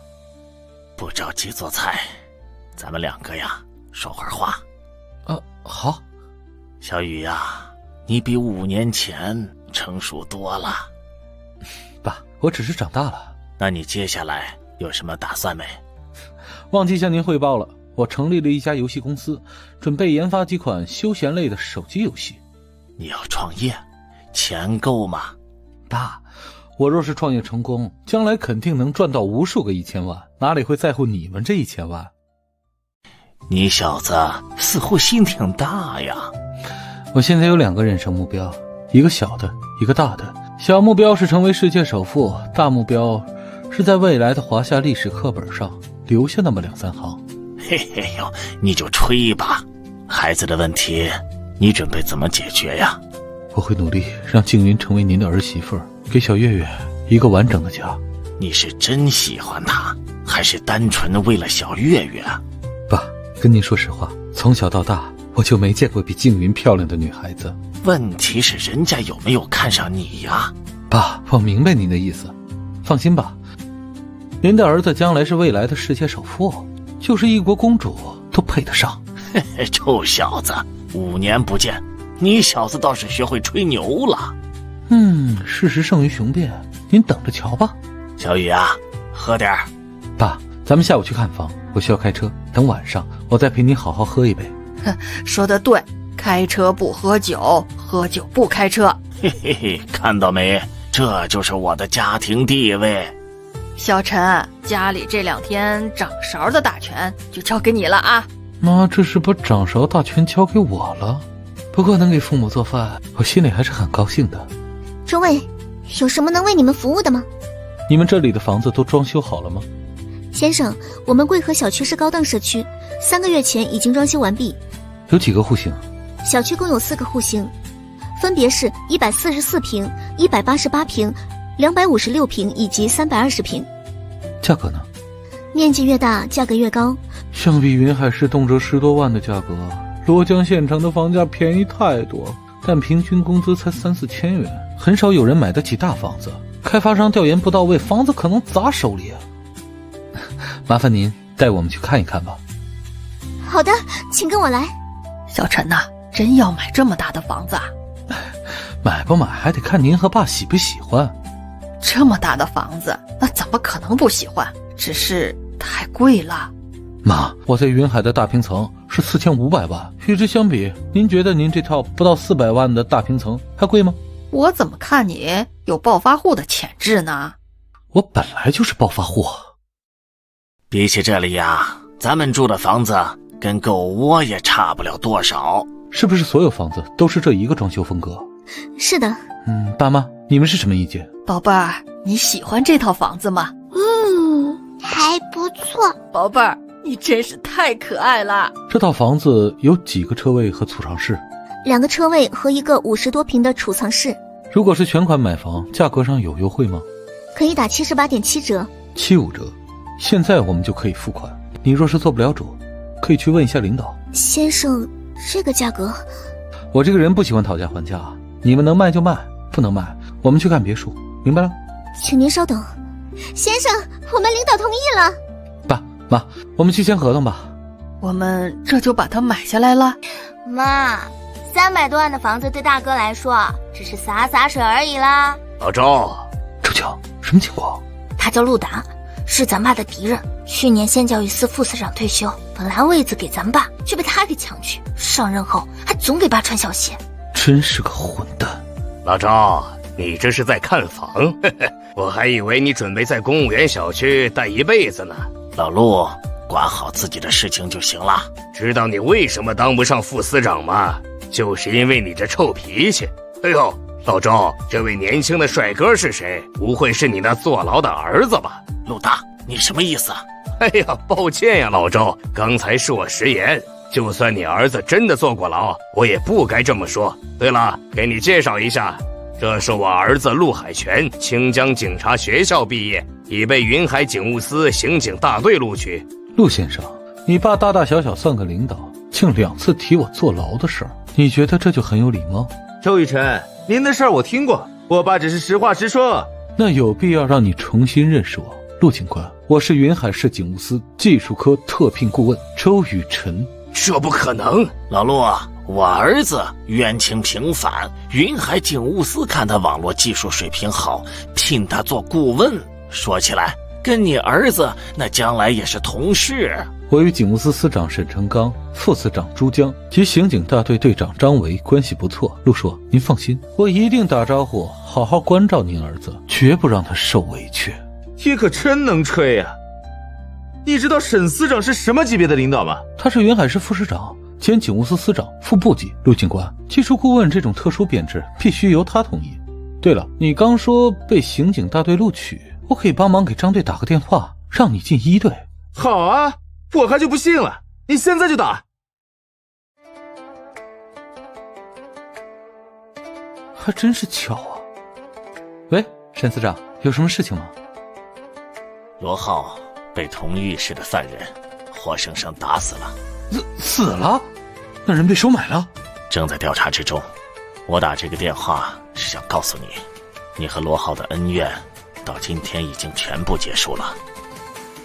老周，你的工作能力我是很佩服的，以前都是我的不对，我保证以后绝对不会找你的麻烦，更不会给你穿小鞋。您的意思是找过我爸的麻烦，还给他穿过小鞋？对吗？哎呀，这都是我的错。小周，我承认是我对不起你爸，但跟海泉真的是一点关系都没有。你可千万不要搞株连那一套呀！陆叔，您多虑了。沈司长、周副司长，他们都是刚正不阿的大领导，怎么可能会无缘无故给人穿小鞋呢？再说了，我也没有那个影响力。陆叔，您听好了，若是让我知道我父亲在单位过得不舒服，我保证您的儿子一定会成为一名光荣的烈士。我说爸呀，你怎么说也是个副司长，干嘛这么害怕周雨辰啊？就算他认识司长，又能怎样？能怎么样？人家可以随意将一个极度危险的任务交给你，让你去执行任务，然后死掉。你干什么？我记得有一个师兄在云海警务司技术部工作呀。你们看见周青见老婆手中抱那个小女孩了吗？看见了。怎么了？那个小女孩是沈司长的外孙女儿。小陈啊，你对陆达说什么了？我看他好像吓得不轻啊。我说我有能力让他儿子成为烈士。你不会来真的吧？如果是真的呢？你应该很清楚，小月月的外公就是警务司司长，想做到这一点不难。不行，老陆和我虽然有点嫌隙，也给我穿过几回小鞋，但绝对到不了这个地步啊！小陈，你可千万不能这么做。爸，我是吓唬他呢，怎么还把你给唬住了？月月外公的刚正不阿是出了名的，根本不会允许这种给手下穿小鞋的事情发生。哎呦，吓死我了！爸，您的性子是真的不适合在政府部门工作，我觉得您选错行了。选错就选错吧，不管做什么样的工作呀，问心无愧就好。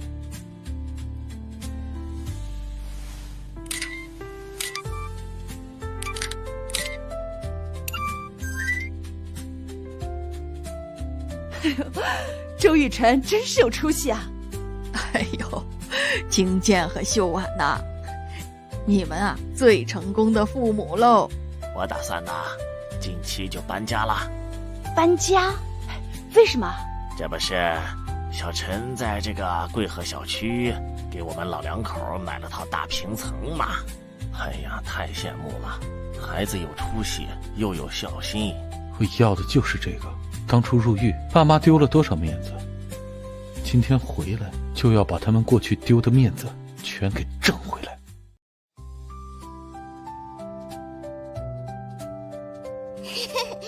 哇！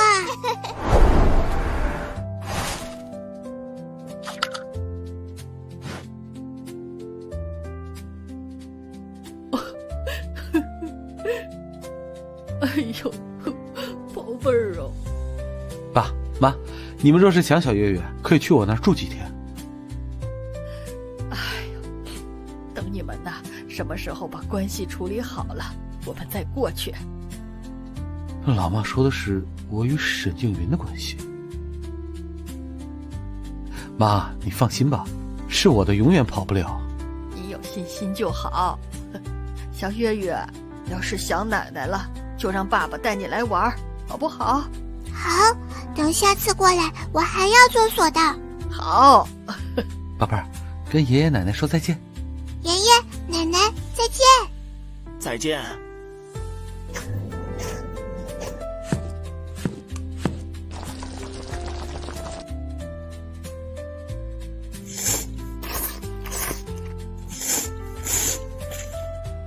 好吃。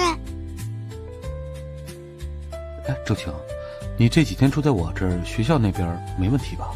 哥，按我说的，你早上送完小月月再去送我，下午你接了小月月再去接我，那就不会有任何问题。行吧，这几天辛苦你了。不辛苦，我喜欢搂小月月睡觉觉。我也喜欢跟姑姑睡觉觉。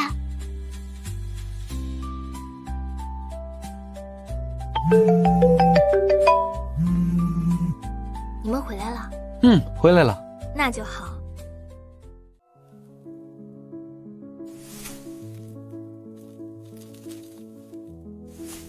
在罗县的时候，我用了1个晚上的时间，将这本《金融炼金术》看了一半。这本书号称有史以来最为深奥的投资宝典，由3年前去世的英国金融天才克里斯所著。克里斯在英国贫民窟长大，22岁进入华尔街投行，28岁创立哈里投资公司，注册资金100万美元，30年后控制股票超3000亿美金，增长30万倍。他被西方称之为投资之神，可惜只活到55岁就癌症去世。趁着离解卷轴还有10天有效期，我准备狂啃这本书和其他投资大部头，搞定后投资技能应该能达到精通级50%以上，届时就能杀入股票和期货市场，理论加经验，大师级指日可待。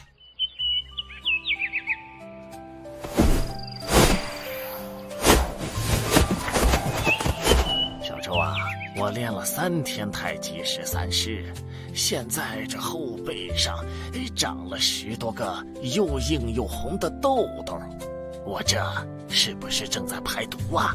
我能看一下痘痘吗？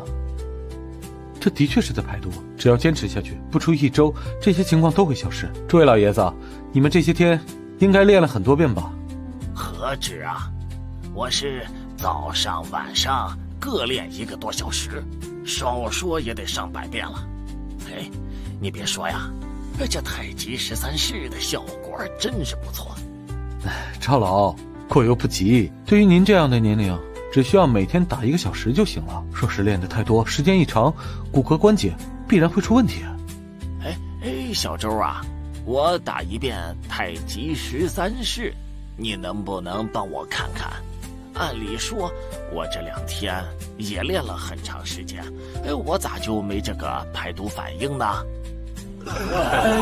我也没有排毒，是不是哪个地方练错了？不着急，大家一个个的来，我先帮你们微调一下吧。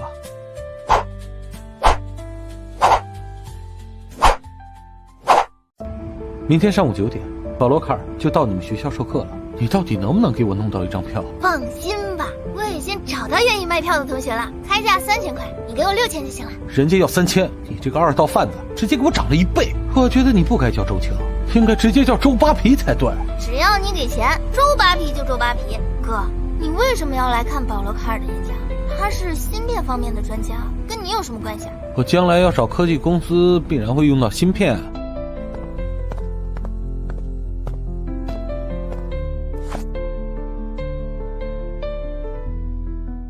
周总，我们利用双休日将3个研发小组的技术人员全部招齐了，今天准备与他们签订合约。行，签吧。这些家伙肯定是加班了。游戏质量不错，特别是动画质感提升了1、2个档次，我很满意。恭喜宿主周雨辰将投资技能提升到精通级，奖励3个属性点和1次抽奖机会，获得真实卷轴。漂亮，上次抽到真实卷轴帮了我大忙，这次运气真不错。系统任务。靠，这怎么可能？夏国股市只能买涨不能买跌，还要涨停跌停，1个月涨3倍太难了，还好没惩罚。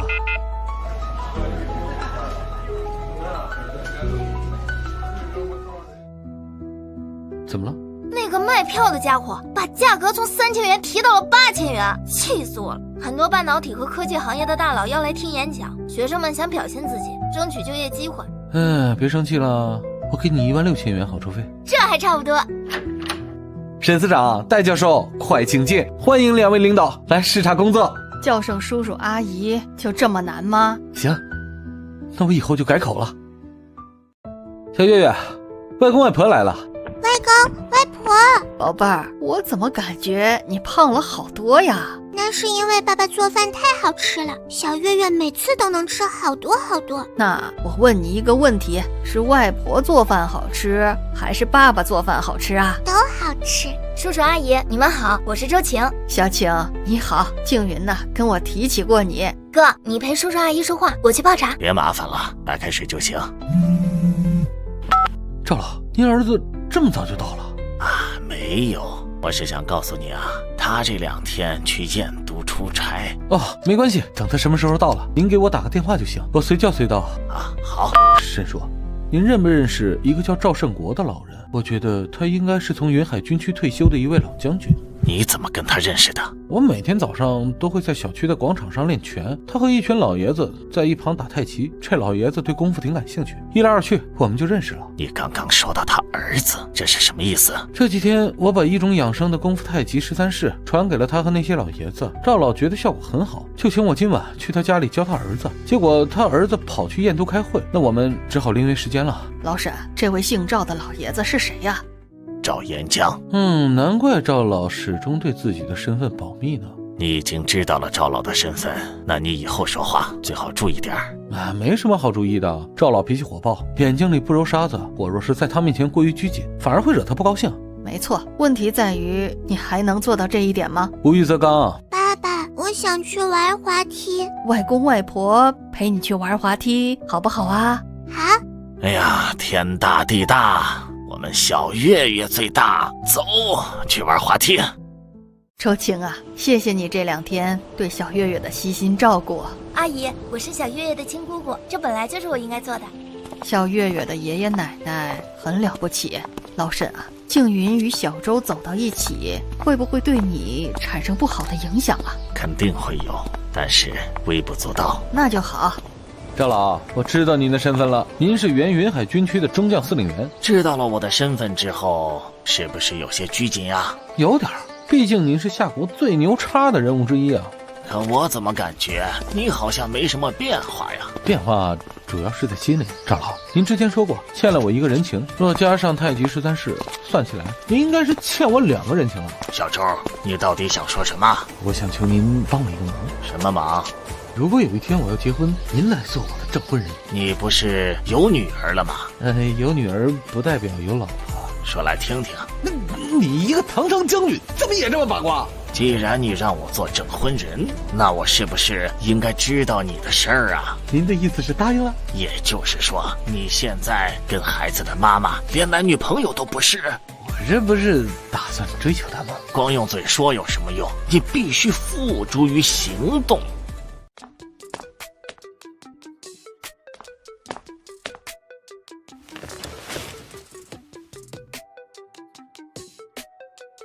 通信网络商务公司股价在1元成本价波动，多头空头激烈。我决定用5倍杠杆投500万，赌它1个月内涨到2元。哇！我靠，快看，我的偶像星辰电子集团的蒋耀正来了。何止是蒋耀正啊，夏光通讯集团的总裁任九州，天宫芯片集团夏国区总裁叶永平，南明电子集团的总裁赭南明都来了。我的天，卡尔先生太牛了，竟然能够让这些电子巨头来咱们清江大学听课。夏国所有的通讯公司都要向洛克通讯集团购买芯片，他们此次前来捧场，肯定是为了跟卡尔先生处好关系。唉，连个芯片都搞不出来，这是咱们夏国科技的悲哀。这些人的资料我早看过，星辰和南明电子集团没有核心技术，快死了。夏光通讯就像前世的华为，有研发团队，天宫芯片属于东营。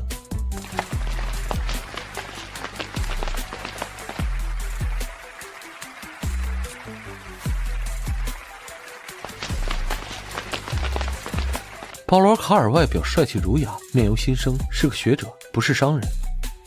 各位同学，大家好，今天的主题是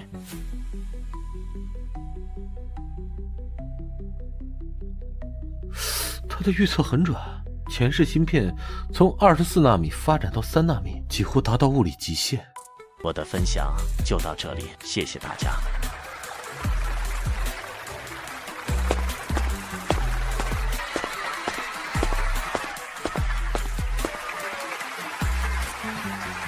接下来终于到了交流环节。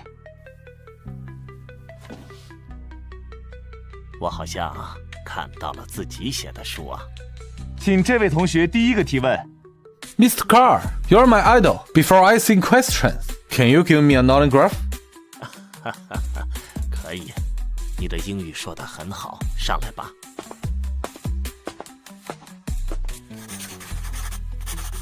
Thank you, sir. 恭喜宿主使用克隆卷轴，获得了保罗·卡尔的芯片研发能力经系统判定该能力为精通级99%。喜不自胜，要不是公开场合，我非得跳起来不可。如果夏国出现一家在5G 领域领先全球的公司，西方世界会如何对待它？这位同学，你对“科学无国界”这句话怎么看？科学的确无国界，但科学家有国界，科技企业也有国界。卡尔先生，您没有回答我的问题。我不知道。卡尔先生，您的回答值得所有人尊重。我只是一个芯片专家，不是一个资本家。他们会做出什么样的决定，我无法预测，所以只能说不知道。你应该不是清江大学的学生吧？我是夏国一个普通的青年创业者。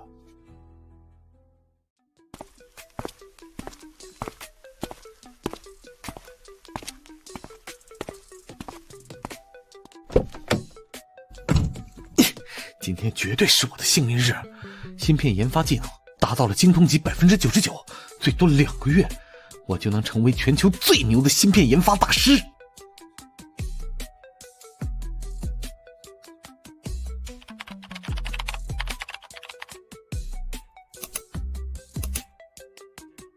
周先生，有消息透露，业内投资机构好像都不怎么看好东信网购平台，您为什么还要买呢？股市不是流行一句话吗？别人贪婪我恐惧，别人恐惧我贪婪。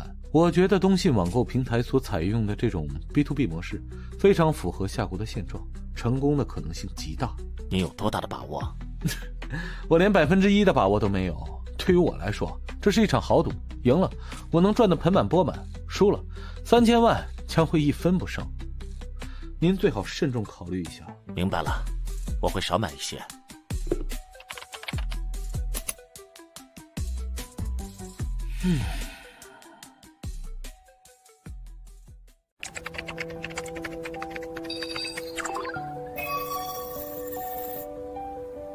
除非股东恶意砸盘，否则不会跌停。砸盘是犯罪行为，资金安全。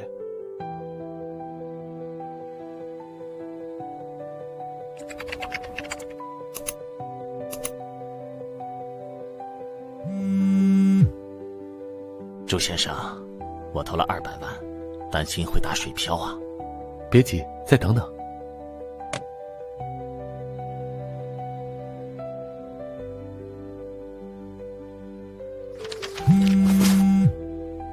股价暴涨了，东营的上市风投公司投资了60亿美金。看来我们赌赢了。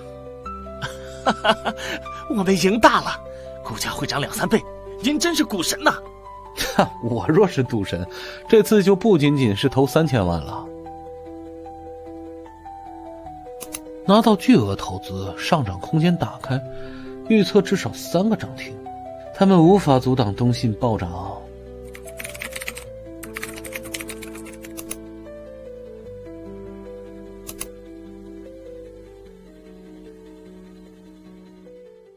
我明天想带小月月去我爸妈那里，这个双休日就不过来了。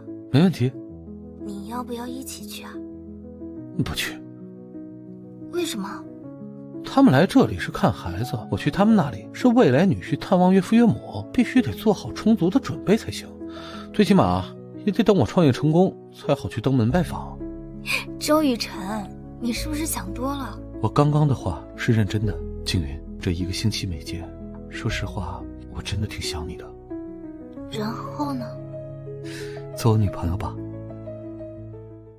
这都几点了，你怎么还不睡觉？太早了，睡不着。我是不是打扰到你了？没有，我是有点渴了，想喝点水。看到书房亮着灯，我就过来看看。你现在在做股票？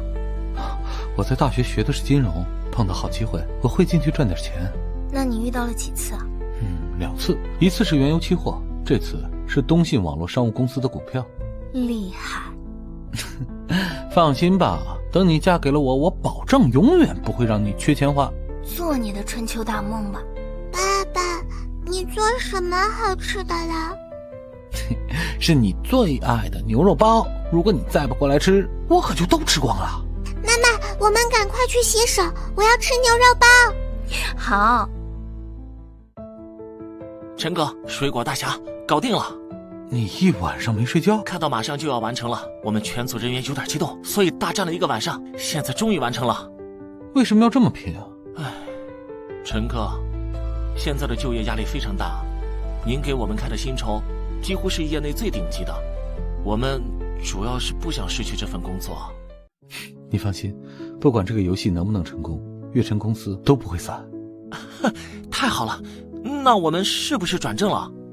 你对小组的4个成员最是熟悉，能不能转正由你决定。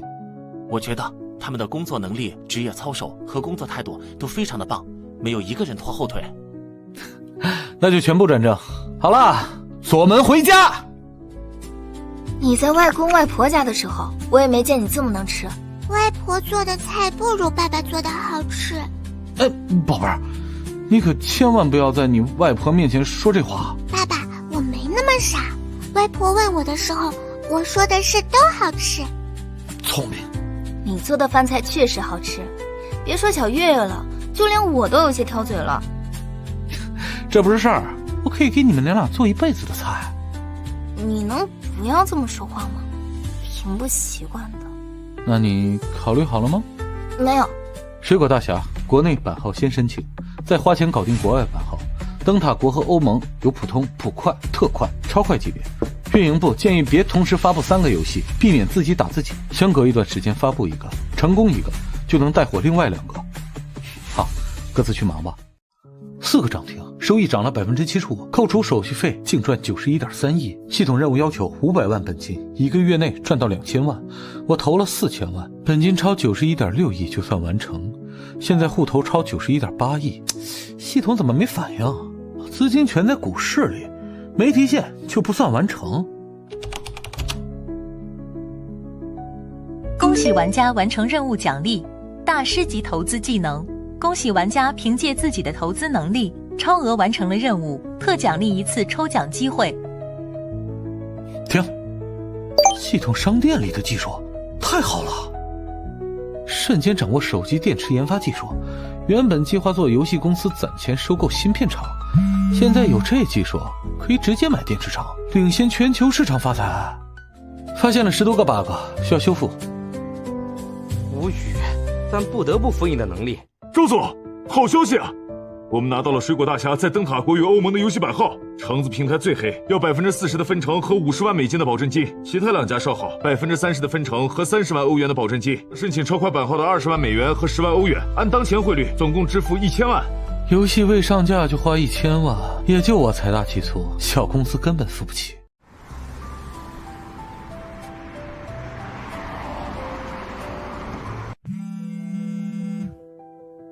多少？92.6万下载量，在橙子游戏平台中排名第5，在其他2个游戏平台中也打入了前10。陈哥，我们成功了！看来水果大侠在灯塔国的名气已经打出去了。陈哥，刚刚咱们接到了橙子公司的电话，说水果大战的潜力极大，他们会帮忙大力宣传的。我们预测啊，接下来的1周，水果大侠的销售量肯定能够突破200万，甚至300万，登顶橙子游戏平台第1名。这是肯定的。欧洲那边上线多长时间了？数据怎么样？上线6个小时了，总下载量只有3000，与灯塔国刚开始的时候差不多。一款手机游戏能不能爆火，第1周的下载量是最重要的。只要水果大侠在第1周的下载量能够突破500万，我们就开庆功宴。500万的下载量绝对没问题，我们等着您的庆功宴。这个数据很好啊，一个游戏能够赚1.57亿，3个游戏岂不是能赚5亿？除非3个游戏全部爆火。即便只有1个游戏爆火，你也已经是非常成功了。谢谢夸奖。等我有了钱，我会去一趟港岛，拿出1个亿给小月月办一个信托基金。你不是正在创业吗？拿这么多钱办信托基金，恐怕会对你产生非常大的影响。我无法确定将来能不能一直成功下去，所以才要在我有能力的时候，先保证小月月的未来没有问题。宝贝，你有一个好父亲。你们这是干嘛？陈哥，上面是水果大侠在3大平台上的实时下载数据。你们确定没有搞错？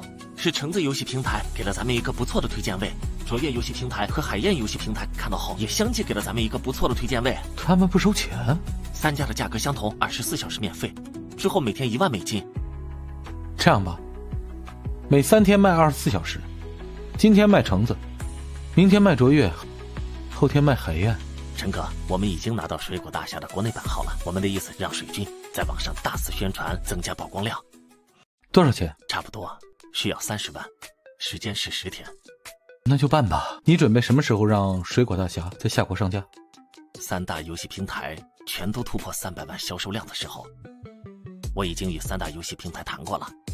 届时他们会在介绍游戏时添上几天破300万的字样。厉害！暴怒的小鸟呢？怎么搞？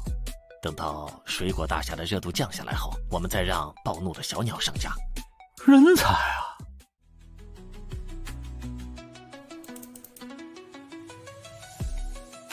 总下载量突破1000万大关，夏国上架24小时，销售额突破2000万，净利润超过1亿。郑彤，这个采访任务交给你了。我不喜欢抛头露面。是，周总。郑彤能力和经验都不错，栽培他成为 CEO 吧。小周的那个月晨游戏公司，听说在国外赚了不少钱，你听说了吗？我哪会注意这些东西啊？你这个老古董，一点都不懂现代社会的年轻人。那你懂呀？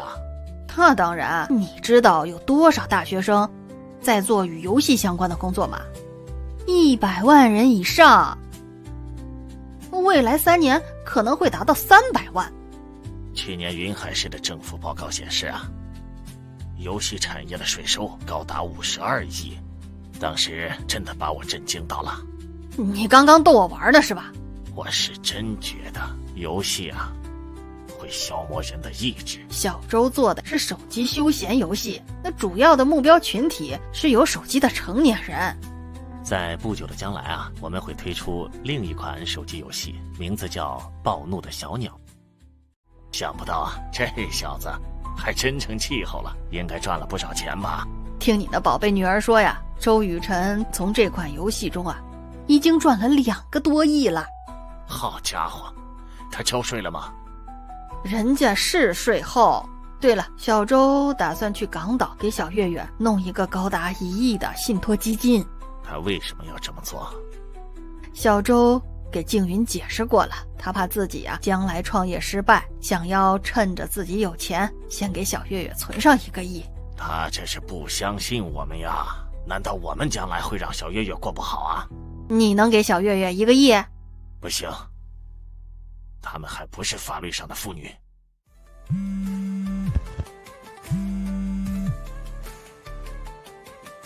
喂，是老周吗？你是吴良？果然是好兄弟，5年不见，一句话就能听出是我的声音。吴良是前身在云海大学最好的朋友和舍友，他家里是做酒店生意的，为人豪爽大气，经常请我们喝酒吃饭 K 歌，唯一的毛病是好色，还遇到修罗场被揍，要不是我，他可能都活不下来。老周，你既然早就出来了，为什么不来找我？罗浩的背后是黑社会，你家是开酒店的，我找你只会给你们家带来麻烦。老周，什么时候有空，我想请你过来聚一聚。大华和大钟都在云海，你定个时间吧。就今天晚上7点，在我的龙湖大酒店。大华、大钟，好久不见。老周，你终于肯现身啊！你再不松开，我就要喘不过气了。咱们4个总算是又聚到一起了，来，为我们5年后的相聚干杯。我是公务员，这酒我就不喝了。能过来就好。我之前并不知道是老周，抱歉啊，我先走了。什么玩意儿？这才毕业3年，老二怎么变成这样了？我是坐过牢的人，而孙秘书是税务司司长的身边人，为了避免给他们司长招来非议，孙秘书这么做也无可厚非。大华，你现在做什么工作？嘿嘿，老周啊，你猜？银行。啊？你怎么猜到的？银行人穿的都是统一的布谷鸟高档西装。牛啊！对了，老周，你现在干嘛呢？